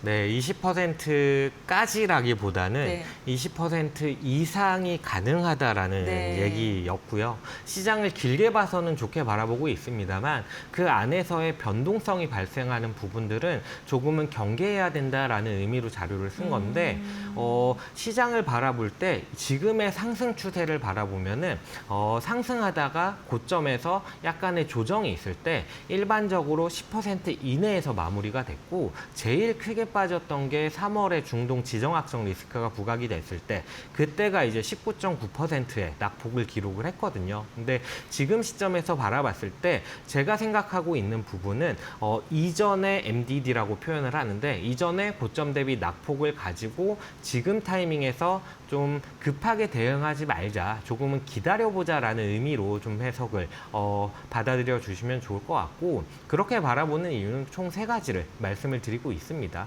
일단 첫 번째로는 지정학적 리스크가 여전히 진정이 안 된 상태에서 인플레이션이나 금리에 대한 우려가 자극이 됐다라는 것, 거기에 금리가 하락 안정화될 수 있는 이슈들이 있느냐라고 했을 때 사실 조금은 시간이 필요해 보인다라는 부분을 좀 말씀을 드리고 있고 두 번째로는 이제 이번 주 금요일에 미국에서 대규모 IPO, 스페이스 X를 비롯해서 대규모 IPO들이 진행이 될 것이기 때문에 이 역시 다소 좀 변동성을 만들 수 있는 부분이고 FOMC라든지 아니면은 7월 4일에 이제 미국의 독립기념일인데 이때를 전후로 해서 그 민주당과 공화당 양당에서 AI에 대한 규제라든지 이런 것들을 공약으로 좀 내세울 수 있습니다. 그런 부분들이 이미 좀 어느 정도 정치권에서 확인이 되고 있는 상황이라서 저희는 조금은 급하게 접근을 하지 말자라고 말씀을 드리고 있습니다. 네, 결국에는 장기적으로 봤을 때 시장의 지수 자체는 상승할 수 있지만 변동성은 커질 수 있다 이렇게 해석을 해볼 수 있겠는데요. 그렇다면 투자자들 입장에서 이러한 시장에서 어떻게 좀 전략을 세워야 될까요? 네, 말씀드렸다시피 지금 시점에서는 추격 매수라든지 이런 부분을 약간은 좀 자제하는 게 네. 좋을 것 같고 투자 자금을 운용하는 관점에서 본다면은 레버리지를 활용하고 있었다라고 한다면은 그 부분은 조금은 지양하는 것이 좋을 것 같고 현금 비중을 일정 부분은 가져가면서 천천히 분할 매수를 정말 여러 번에 나눠서 사 들어가겠다라는 생각으로 접근을 하는 게 좋을 것 같고요. 시장을 바라볼 때는 가장 중요한 지표는 아무래도 금리이다 보니까 금리의 안정을 기대할 수 있는 이벤트들이 발생을 하느냐 이 부분을 좀 주의 깊게 살펴보는 그런 자세가 좀 필요하지 않나 생각을 합니다. 네, 올해 상승분의 상당 부분 자체가 삼성전자, 하이닉스에서 시장에 상승이 나왔기 때문에 그만큼 두 기업이 흔들릴 때 시장 자체도 크게 흔들리고 있습니다. 지금 시장에서 삼성전자, 하이닉스에 대해서 전망은 여전히 좀 긍정적인 이야기가 좀 힘을 받고 있는데요. 이렇게 메모리 수요도 여전히 굳건하다 뭐 이런 이야기들이 사실 지금 이 불안감 속에서도 계속 나오고 있거든요. 그렇다면 이 실적 근거가 충분하다 이렇게 해석하실까요? 실적에 대한 근거 자체로 놓고 보면은 뭐 충분히 좋은 부분이 있습니다. 다만 이게 주가 상승의 충분 요건이냐라고 했을 때는 저는 그렇지는 않아 보인다라고 좀 말씀을 드리고 있고 구체적으로 말씀을 드려보면은 주가가 낙폭이 상당히 가파르게 좀 나타났다 보니까 만약에 좀 매크로적인 부분이 안정이 된다라고 했을 때는 삼성전자나 하이닉스를 비롯한 반도체 대형주들이 당연히 좀 탄력적으로 반등은 할 겁니다. 근데 그렇다고 해서 이전처럼 시장을 끌고 가는 주도주로서의 역할을 할 것이냐라고 했을 때는 그렇지는 않다라고 좀 평가를 하고 있는 거고요. 그렇게 바라보는 이유는 당장 이제 2분기가 반도체 쪽에 대해서 실적 증가율로 바라봤을 때 정점을 기록할 거다라고 예상이 되고 있는 상황이고요. 더불어서 이 AI 사이클, 생태계 전반을 놓고 바라봤을 때 전반적으로 보면은 이전에는 인프라 투자라는 부분, 병목 현상에 대한 부분을 집중을 했다면은 이제는 이렇게 투자한 것을 가지고 수익화를 돈을 어떻게 벌어들일 것이냐 이 부분에 대해서 좀 집중하는 양상들이 나타나거든요. 그 관점에서 본다면은 반도체주들이 약간은 이전과 같은 주도주 자리에서는 조금 비껴나는 게 아닌가라고 생각을 하고 있고 가까운 예로 이제 2025년, 2024년 정도를 생각을 해봤을 때 엔비디아를 생각을 해보면 좋으실 것 같습니다. 엔비디아 같은 경우를 보면은 실적이 언제나 좋았습니다. 컨센서스 언제나 상회했고 그런데 주가를 보면은 S&P 500 대비해서 초과 수익률을 거두는 부분들이 이 2024, 25년을 바라봤을 때는 그다지 크지 않았거든요. 이런 것들을 베타화라고 하는데 시장과 유사하게 움직이는 부분이 커진다라고 말씀을 드리고 있고 저희는 좀 그런 그림들을 생각을 하고 있습니다. 그렇다면 지수가 지금 많이 올랐는데 사실 수익을 봤다라고 하시는 분들은 대형주 보유하고 계신 분들 대형주 보유하신 분들밖에 없거든요. 그렇다면 만약에 이 주도주의 독주가 조금 멈춰진다면 괴리는 좀 더 줄어든다 이렇게 봐도 좋을까요?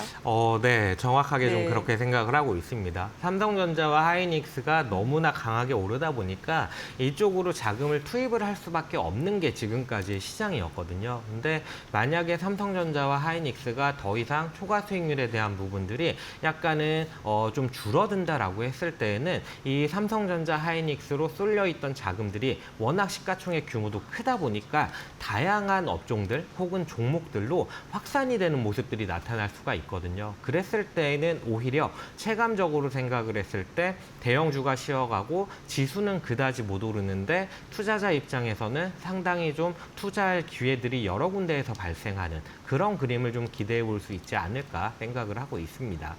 네, 지금까지 뭐 소외받으셨던 투자자분들께서는 이런 괴리감이 좀 줄어든다면 또 어떤 부분에서는 긍정적인 기대를 해볼 수 있겠습니다.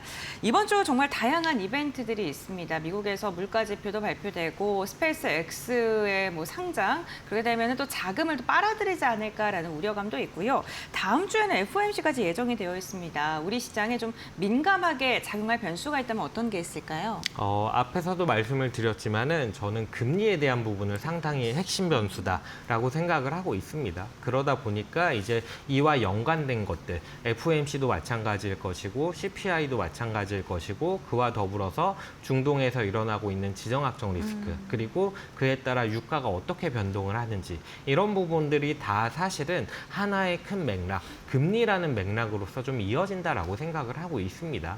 지금 하이퍼스케일러들이 투자 자금들을 조달을 하는데 조달하는 부분이 뭐 여러 가지 방안들이 있을 것이고 구글 같은 경우에는 아무래도 뭐 유상증자를 통해서도 자금을 조달한다. 메타까지도 그렇게 하겠다. 이런 얘기들이 나오고 있습니다만 그 이외에 이제 부채를 통해서 자금을 조달해서 투자를 하게 되거든요. 근데 이런 부분들은 결국은 하이퍼스케일러들이 기존에 가졌던 독점적인 지위들 어떤 걸 말하는 거냐면은 금리가 높아도 빅테크들은 여전히 강한 재무구조 하에서 안정적인 성장을 갈 것이다. 그래서 금리와는 상관없이 간다라는 것에서 약간은 비껴나가는 시클리컬적인 성격을 가져가게 되는 모습들을 보이는 것이기 때문에 저희는 금리에 대한 부분들을 중요하게 생각을 하고 있고요. 2022년이 금리 텐트럼이 있었던 시기인데 그때 당시에도 뒤늦게 인플레이션에 대한 경각심을 일으키면서 FOMC 그러니까 연준에서 금리를 인상을 하게 되고 연간 내내 시장이 하락했던 그림들이 있습니다.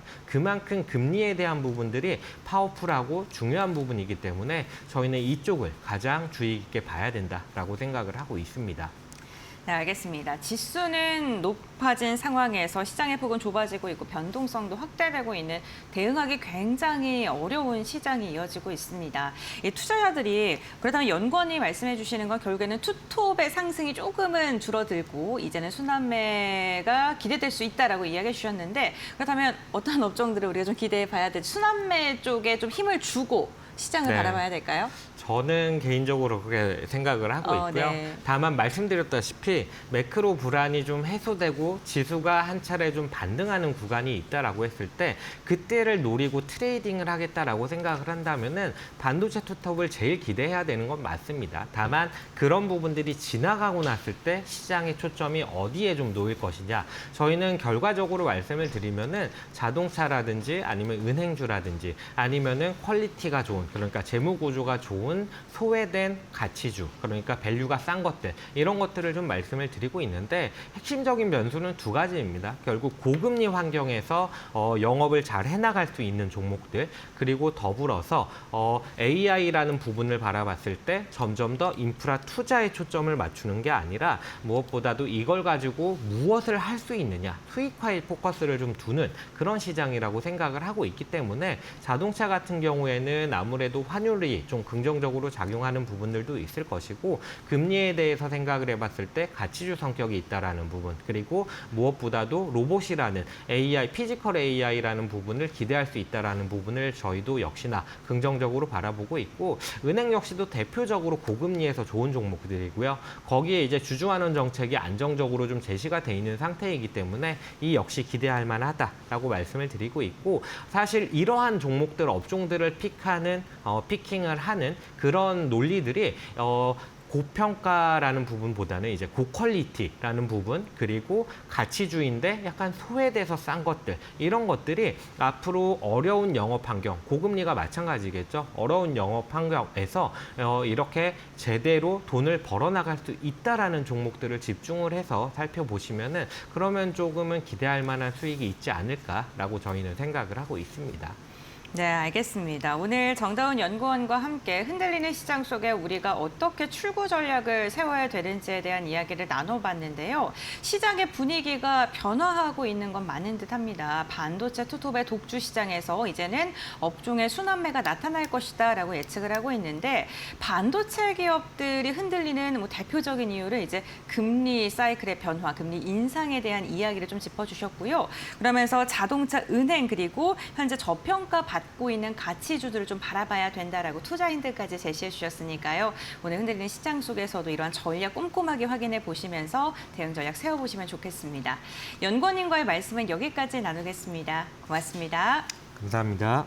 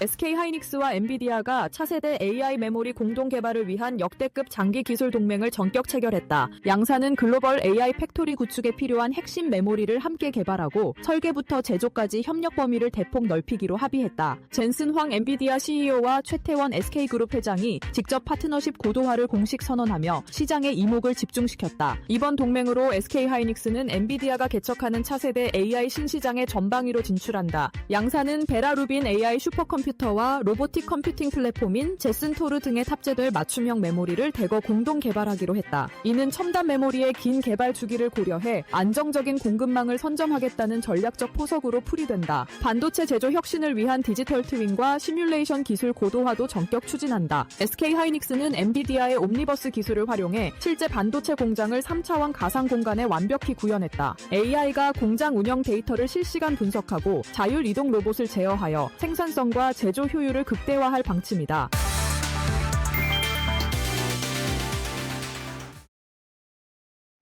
네, 월요일 장마감 동시호가 구간에 들어와 있습니다. 라스트 찬스 함께 하실 시간이고요. 메리츠증권 도국 WM센터 김경국 차장 모셨습니다. 어서 오십시오. 네, 안녕하세요. 네, 오늘 시장 급락 너무나 거셉니다. 오늘 양시장에서 서킷 브레이커가 잇따라 발동되기도 했는데 오늘은 좀 하락 어떻게 해석해 보셨을까요? 네, 일단 금요일부터 미국장이 좀 좋지 않았기 때문에 오늘 이제 국내 증시 뭐 하락을 좀 예견하는 그런 분들이 많았는데 생각보다는 이제 끝까지 밀어내면서 좋지 않은 흐름 보여줬다 이렇게 말씀드리고 싶은데 일단 금요일장 같은 경우에 이제 고용 보고서가 나오면서 고용이 오히려 굉장히 좀 좋게 나왔습니다. 그래서 금리 인상에 대한 이슈가 시장에 불거지면서 이제 10년 만기 국채 금리가 급등하는 그런 모습 보여줬고요.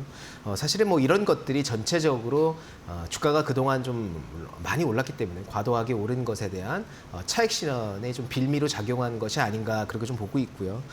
사실 미국 시장에서도 마이크론을 비슷한 AI 밸류체인 안에 있는 종목들이 대부분 다 급락하는 모습 보였고요. 그리고 소비재라든지 뭐 바이오라든지 이런 경기 방어주 성격의 종목들은 그나마 좀 하락을 좀 키우지 않는 모습이었습니다. 그래서 국내 증시도 역시 오늘 삼성전자 하이닉스를 비롯한 이제 메모리 반도체 관련 AI 밸류체인 안에 있는 모든 종목들이 급락하는 모습 보여줬고요.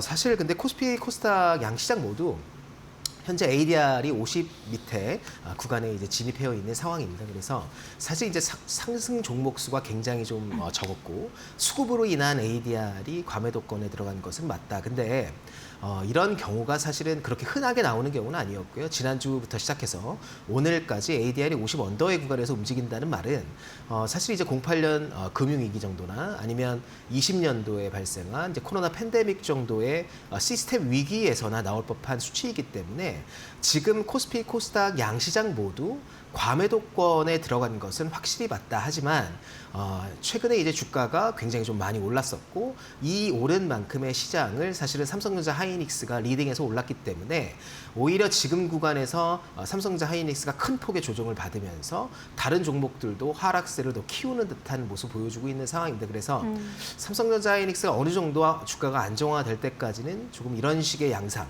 그러니까 투매와 이제 반등이 이어지는 변동성이 매우 큰 시장이 당분간은 이어질 가능성이 매우 높다. 그렇게 좀 보고 있고요. 오늘 그나마 이제 하락장에서 눈에 띄는 종목들을 좀 살펴보면 네이버 같은 종목들을 이제 장 초반에 좀 조정을 받다가 다시 올라가는 모습 보여줬습니다. 그래서 역시 이제 젠스런과의 협력 관련된 이슈를 받고 있는 회사들의 주가 흐름은 그나마 괜찮았다. 그래서 네이버라든지 SK텔레콤 같은 종목들은 좀 견조한 모습 보여줬고요. 근데 시장에서는 이제 AI 데이터 센터와 관련된 이슈가 새롭게 주가에 반영하면서 네이버 같은 회사들은 리레이팅 요소로 반영이 될 가능성이 매우 높다. 그렇게 보고 있고, 그리고 SK텔레콤 같은 경우에도 오늘 이제 엔비디아와의 데이터 센터 협력 관련된 이슈가 나왔거든요. 이런 부분도 주가에 사실은 그동안 좀 SK텔레콤의 엔트로픽 상장 가치에 대해서 좀 반영하는 부분이 주가가 좀 올랐다가 최근에 이제 조정을 받았었는데 이런 부분이라면 사실 이제 주가의 리레이팅 요소로 충분하다. 그래서 시장이 조금 안정화된다면 시장은 AI 데이터 센터 관련된 종목들이 조금 움직일 가능성이 있지 않을까 그렇게 좀 보고 있고요.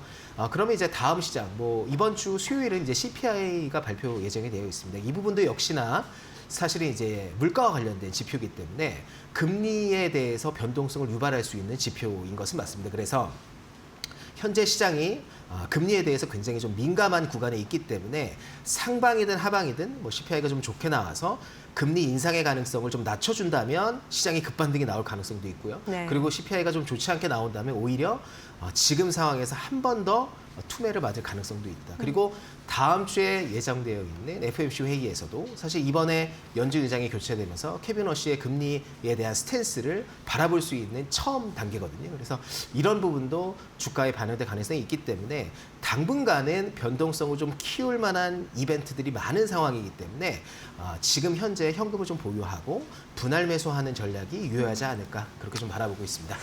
네, 알겠습니다. 오늘 시장 분위기가 워낙 좋지 않았고 금리 인상에 대한 이야기가 또 나오고 있는 상황이죠. 앞으로의 매크로 지표까지 잘 살펴보셔야 할 것 같고요.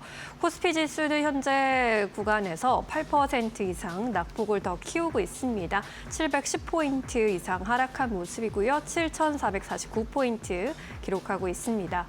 코스닥도 오늘 9%까지 결국 낙폭을 키운 채 마감 기다리고 있고요. 910포인트까지 내려와 있습니다. 코스피 200도 8%대 급락세 나타내고 있습니다. 유가증권 시장에서 외국인이 오늘도 8천억 원 이상 물량을 덜어냈고요. 기관도 비슷한 순으로 매도 우위 기록했습니다. 개인 나홀로 사자세 1조 5천억 원대 매물이 들어왔습니다.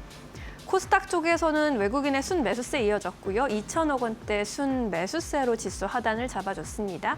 개인과 기관은 동반 1천억 원 안팎의 순매도세 기록했습니다. 반도체 투탑이 오늘 약세 흐름을 이어갔습니다. 삼성전자가 10%대 급락세로 30만 원 선 아래까지 좀 내려와 있고요. SK하이닉스도 8%대 급락 마감 예상됩니다. SK스퀘어도 12% 급락세입니다. 국내 증시 문을 닫습니다.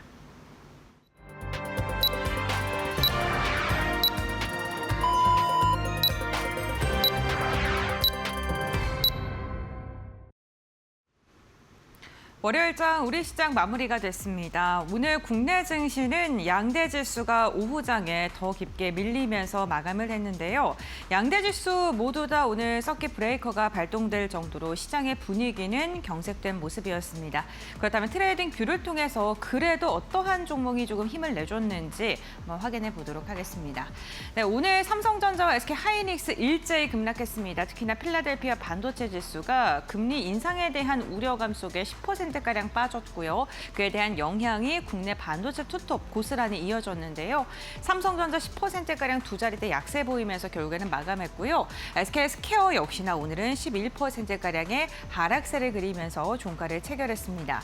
오늘 MLCC, 2차 전지, 방산 관련된 기업들 지금 전반적으로 투자 심리가 크게 눌리는 모습이었는데요. 어쨌든 이번 주에 발표된 미국의 물가 지표를 확인하고 접근하려는 모습이 더 크게 나타나고 있고요. 투매가 급속도로 지금 쏟아지고 있는 듯한 모습입니다. 시장의 분위기를 보게 된다면 지금 시가총액 상위 종목들 가운데 유일하게 빨간불을 켜고 있는 건 네이버였습니다. 엔비디아와의 AI 동맹 소식, 협력 소식이 전해지면서 그 기대감 속에 오늘 9%가량 상승했고요. 장중에는 두 자릿대 강세 움직임이 나오기도 했습니다. 오늘 금융 지주사들도 전반적으로 약했는데요. 지난주 금요일은 시장이 밀리는 가운데서도 은행주들은 그래도 좀 하방을 받쳐주려는 역할을 했었는데 오늘은 은행주들도 속절없이 무너졌습니다. HD 현대중공업과 그리고 조선주들 그리고 두산 에너빌리티와 같은 원전 관련된 기업들 역시나 좀 경색된 모습이었고요. 현대차 그룹도 8에서 6%가량 빠지는 모습이었습니다. 오늘 철강주들도 전반적으로 힘을 받지 못하고 있는 밀리는 모습이 나타났는데요. 역시나 환율이 고환율에 대한 우려감이 철강 관련된 기업들로 이어지면서 오후장에 낙폭이 더 깊어지는 모습까지도 나타났습니다.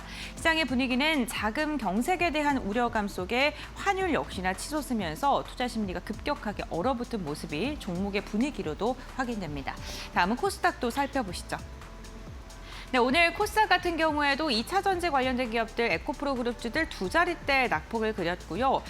오늘 반도체 소부장이 전반적으로 하락을 했습니다. 주상 엔지니어링이 12%, 원희가 EPS가 무려 20%가량 빠졌고요. 유진테크도 17%, IS도 13%두 자릿대 낙폭을 그리면서 소재, 부품, 장비단, 특히나 장비 관련된 기업들의 낙폭이 두드러졌던 하루였습니다. 로봇 관련된 기업들도 오늘 전반적으로 조정받으면서 레인보 로보틱 바이오틱스 로보티즈 일제에 빠졌고요. 광통신 관련 대표주인 대한광통신도 오늘 8%가량 하락을 했습니다. 역시나 금리 인상에 대한 우려감이 커지면 당연히 바이오 관련된 기업들의 투자 심리도 억눌리기 마련인데요. 삼천당제약이 무려 19% 급락을 하면서 황제조 자리를 좀 내려주는 모습이 나타났고요. ABL 바이오도 2자릿대 약세가 나타났습니다. 하지만 이러한 가운데에서도 미용 관련된 기업인 클래시스는 1%가량의 하락을 보이면서 지수 대비 선방해 주려는 모습이 나타나기도 했었고요. 기판 관련된 심텍 같은 경우에도 3%가량 빠지면서 오늘 시장의 낙폭 대비는 버텨주려는 모습이었습니다. 제주반도체는 2%가량 상승하면서 시가총액 상위 종목들 가운데 가장 큰 상승폭을 그렸습니다. 이 상승폭을 가장 크게 그린 게 2%라는 점 투심이 억눌렸다는 게 확인되고요. 루닛이 지수 대비 좀 선방을 한 모습이었는데 역시나 엔비디아 젠슨항과의 협력을 할 수 있다 이라는 이야기가 논의될 수 있다라는 긍정적인 전망 나오면서 루닛은 오늘 1%가량 빠지면서 마감을 했습니다. 오늘 상승한 종목을 찾기가 굉장히 힘든 시장이었습니다. 전반적으로 매크로적인 불확실성 속에 크게 위축된 시장이었는데요. 코스피 코스닥 모두 다 강하게 눌린 것으로 확인되고 있는데 과연 어느 정도 선에서 우리 시장이 마무리되는지도 함께 살펴봐야 될 것 같습니다. 신민영 앵커 전해주시죠. 네, 국내 증시가 이틀 연속 하락하면서 검은 금요일에 이어서 검은 월요일을 보냈습니다. 오늘 코스피 지수 8%대 급락세 나타냈고요. 676포인트 전일 대비 급락했습니다. 7,484포인트 기록했습니다. 코스닥의 경우에도 9%대 급락세로 전거래일 대비 91포인트나 내려갔고요. 911.39포인트 기록했습니다. 코스피 200도 8%대 약세, 환율도 추가적인 약세 보이면서 4원 넘게 내렸고요. 1,535원에 마감 지었습니다. 오늘 이러한 가운데 유가증권 시장에서의 흐름 보시면요. 개파락으로 출발해서 오늘 장 초반에 7,442포인트까지 저점 낮추는 모습 확인되기도 했고요. 7,400선 아래에서 결국 마감 지었습니다. 오늘 코스닥의 경우에도 비슷한 흐름이었죠. 개파락으로 출발을 했고요. 이어서 9%대 낙폭 그렸고 장중에는 908포인트까지 저점을 낮추기도 했습니다. 이런 가운데 오늘 유가증권 시장에서는 외국인과 기관의 매물이 함께 출회됐습니다. 기관은 1조 6천억 원대 매도 우위 기록했고요. 외국인이 3천억 원대 매도세, 개인이 물량 소화하면서 1조 7천억 원대 순매수로 지수 하단을 잡아줬습니다. 코스닥 쪽에서는 외국인의 순매수세 이어졌고요. 2,700억 원대 순매수, 기관이 1,000억 원대, 개인도 1,000억 원대 각각 순매도했습니다. 이러한 가운데 오늘 외국인이 선택한 종목들 살펴보시죠. LG이노텍과 HD현대중공업, 삼성 SDI까지 이름을 올렸습니다. 반도체 투탑이 사라진 자리에 다른 종목들이 올라온 모습이 특징적이었고요. 삼성 SDI의 경우에는 ESS 관련 데이터가 또 주목을 받았습니다. 지난 1분기 기준으로 ESS 시장이 전년 동기 대비 78%나 성장한 것으로 확인됐는데요. 국내 기업들도 큰 성장세를 이룬 것으로 나타났다는 데이터 주목받기도 했습니다. 이 밖에 방산주, 하나에어로스페이스, LIG, DNA 같은 종목들 이름을 올렸습니다. 코스닥단에선 제약바이오 종목들 리스트에 올라왔습니다. 삼천당제약, 리가캠바이오, ABL 같은 바이오 같은 종목들 급락했지만 외국인의 매수세 가져갔습니다. 우리기술도 리스트에 오늘 연일 올라오고 있는 상황이고요. 서진시스템, 반도체 소부장 종목들 전반적으로 부진했던 가운데 지수와 비슷한 수준으로 하락하면서 나름대로 주가 방어하는 흐름이었습니다. 하나에어로스페이스 시세 좀 체크해보고 가야겠습니다. 오늘로 9거래일 연속 주가가 하락세를 그리고 있는 상황이고요. 오늘 장중에 100만 원 선을 이탈하면서 95만 5천 원까지 저점 낮추기도 했습니다. 지난 1월 이후로 약 5개월 만에 100만 원 선이 깨진 거였고요. 4%대 낙폭 그리면서 그래도 100만 원 선 지켜주려는 흐름이었습니다. 100만 6천 원에 종가 체결했습니다.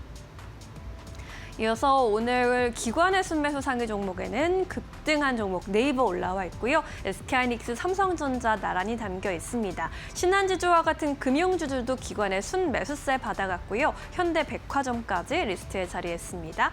제주반도체 오늘 반도체 종목 안에서 유일하게 상승불 켜면서 빨간불 마감하는 데 성공했고요. 비츠로셀과 테스, 실리콘투까지 오늘 시장 대비 선방했습니다.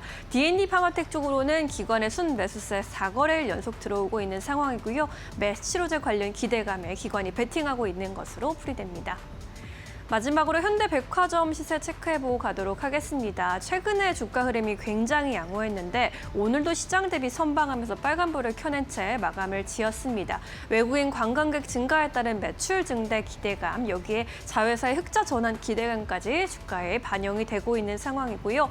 오늘 장중에는 15만 2천 원까지 고점 터치하기도 했습니다. 1.4%대 강세, 14만 8,600원에 종가 체결했습니다.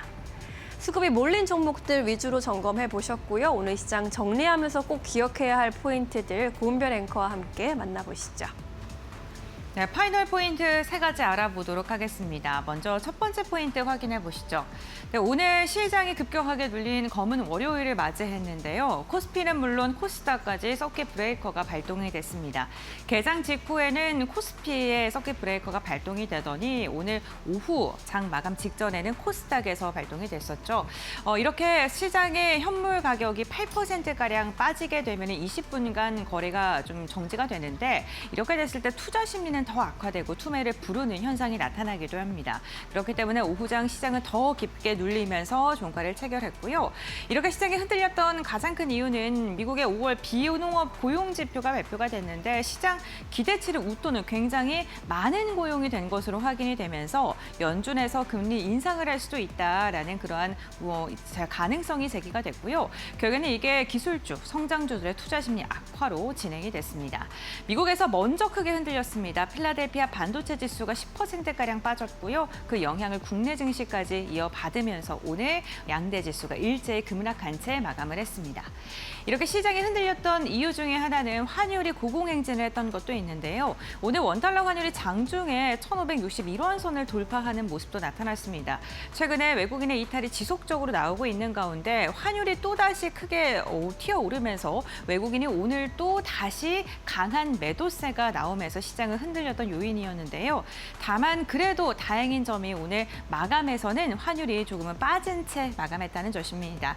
고환율 쇼크가 나오면서 항공주와 철강주들이 약세를 보였다는 것도 특징 중에 하나였는데요. 항공주들 같은 경우에는 유류라던가 아니면은 리스 비용을 달러로 계산하기 때문에 고환율이 부담스럽고요. 철강 같은 경우에는 원재료를 수입을 해야 돼서 고환율이 부담스럽게 작용할 수 있습니다. 오늘 시장에서도 항공과 철강주가 약세를 보였다는 점도 참고해 보시죠.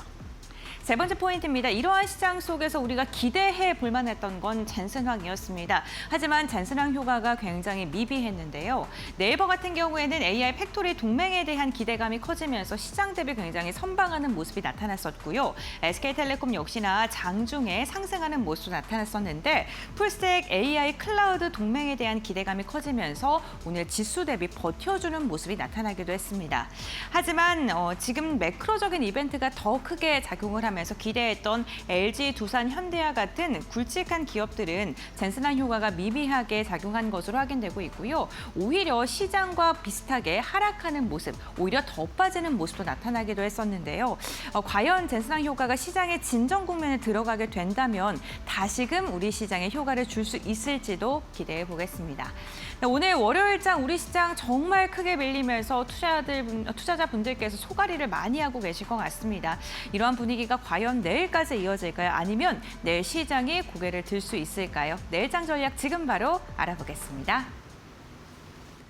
네, 월요일장 이렇게 마무리가 됐습니다. 오늘도 정말 고생 많으셨습니다. 지난 금요일에 급락이 충분히 아팠는데 오늘 또다시 시장에 이렇게 급락세가 나왔기 때문에 또 어떻게 대응해야 할지 고민이 드실 것 같은데요. 계속해서 차장님과 함께 이야기 나눠보도록 하겠습니다. 반도체 투탑에 투자하신 분들이 많아가지고 또 오늘의 급락을 또 굉장히 슬퍼하고 계신 것 같아요. 어떤 전략을 좀 가져가는 게 좋겠습니까? 일단은 그 변동성 요인들이 아까도 말씀드렸다시피 다음 주까지는 연이어 있습니다. 금리를 좀 자극할 만한 이슈들이 있기 때문에 네. 주가가 빠졌다고 섣불리 막 그 매수 전략을 취하는 것보다는 오히려 시장을 좀 관망하면서 분할로 한번 매수하는 전략이 유효하지 않을까. 아까 좀 그렇게 말씀드렸었는데 사실 시장 자체가 과매도권에 들어가는 것은 지난주부터 계속한 이야기고요.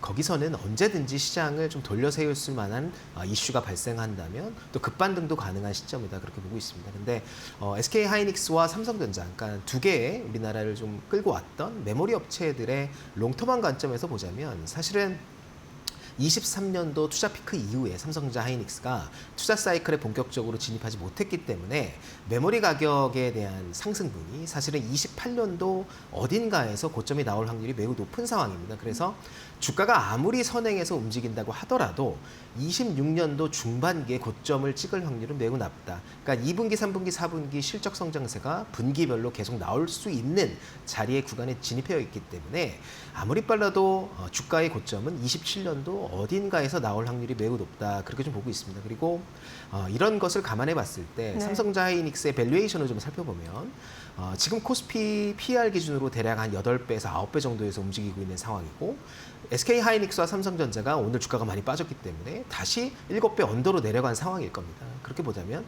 PER 기준으로 7배 언더에서 두 회사의 주가가 20% 이상 조정이 나왔기 때문에 기술적인 과매도권에서 단기 반등의 여력은 충분히 있다. 그렇게 보고 있고요. 그래서 SK 하이닉스와 삼성전자를 좀 롱텀한 관점에서 투자하고자 하는 분들이라면 지금부터 서서히 분할로 접근하는 전략이 유효하다. 그렇게 좀 말씀드리고 싶고요.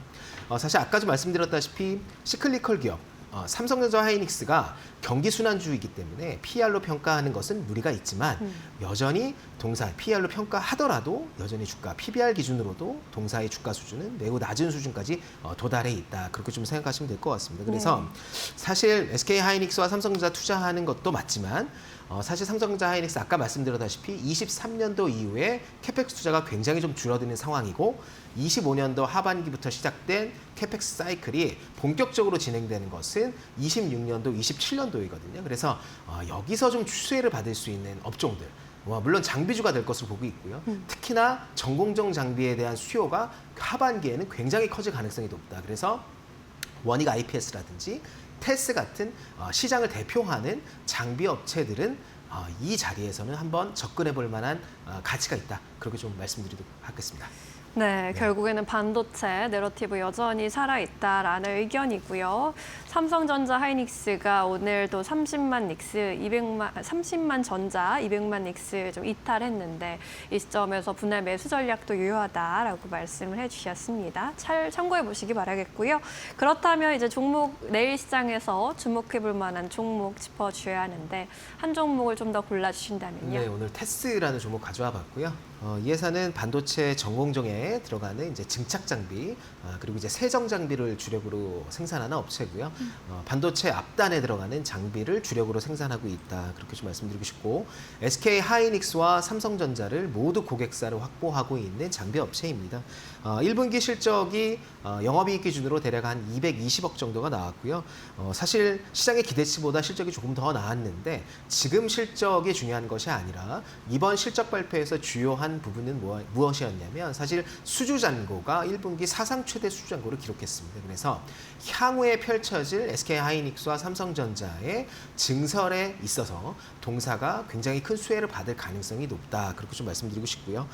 이미 이제 수주가 나왔는데 BSD 신규 장비가 삼전과 삼성전자와 하이닉스의 퀄을 모두 통과한 상황입니다. 그리고 이번에 SK 하이닉스로부터 이제 수주가 지난주에 나오게 됐습니다. 그래서 이런 신규 장비 발주가 본격적으로 이루어질 가능성이 높다. 그렇게 좀 말씀드리고 싶고요. 사실 하이닉스 같은 경우에는 이 웨이퍼를 정렬하는 장비거든요. 이 장비가. 근데 이 장비를 빨리 들여와서 수율을 개선하고 싶은 의지가 굉장히 좀 강했었고요. 이 장비가 이제 초도커를 통과하고 신규 장비가 공급됐기 때문에 향후에도 이 장비가 굉장히 많이 들어갈 가능성이 높다. BSD 신규 장비가 사실 하이닉스 향으로 지금보다 훨씬 더 많이 들어갈 가능성이 있다. 그렇게 좀 아시면 될 것 같고요.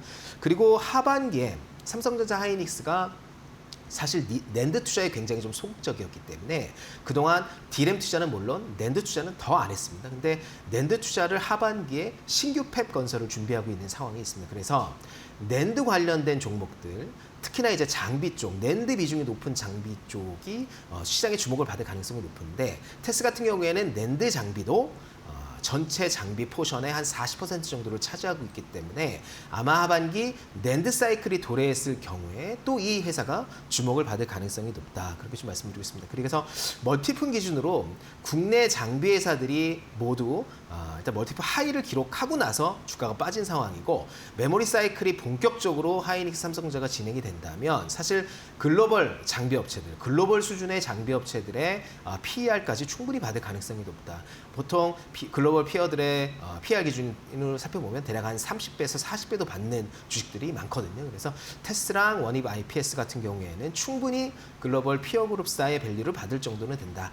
그렇기 때문에 3조 정도의 시총까지는 여유 있게 갈 수 있는 여력이 충분하다. 그렇게 좀 말씀드리고 싶고요. 매수가는 기술적으로 최근에 좀 많이 빠진 상황이기 때문에 현재가 추천드리도록 하고 목표가는 17만 원, 손절 라인은 9만 원 정도로 잡아도록 하겠습니다. 네, 반도체 장비주 안에서 테스를 골라주셨습니다. 목표가 17만 원, 손절가 9만 원까지 함께 잘 기억해 보시면 좋겠습니다. 자, 이제 내일 시장 한마디 여쭤보도록 할게요. 간단하게 한마디 남겨주신다면 어떤 메시지가 될까요? 네, 이제 투매의 구간이 진행되고 있는 상황입니다. 그래서 신규 투자자라면 일단은 안전성 측면에서 분할 매수로 한번 접근해보는 전략이 유효하지 않을까 그렇게 좀 말씀드리고 싶습니다. 네, 또 이 급락을 기회로 삼아 볼 수 있는 전략도 세워보시면 좋겠습니다. 오늘 차장님 말씀 여기까지 드릴게요. 자세한 설명 고맙습니다.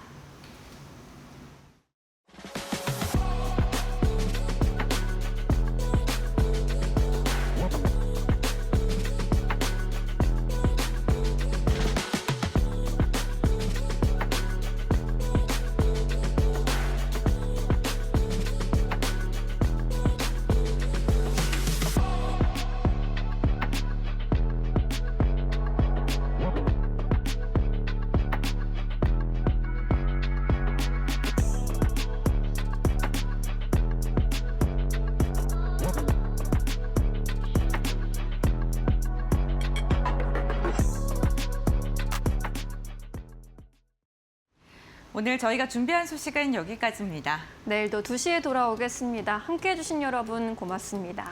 마감은 언제나 파이널 샷.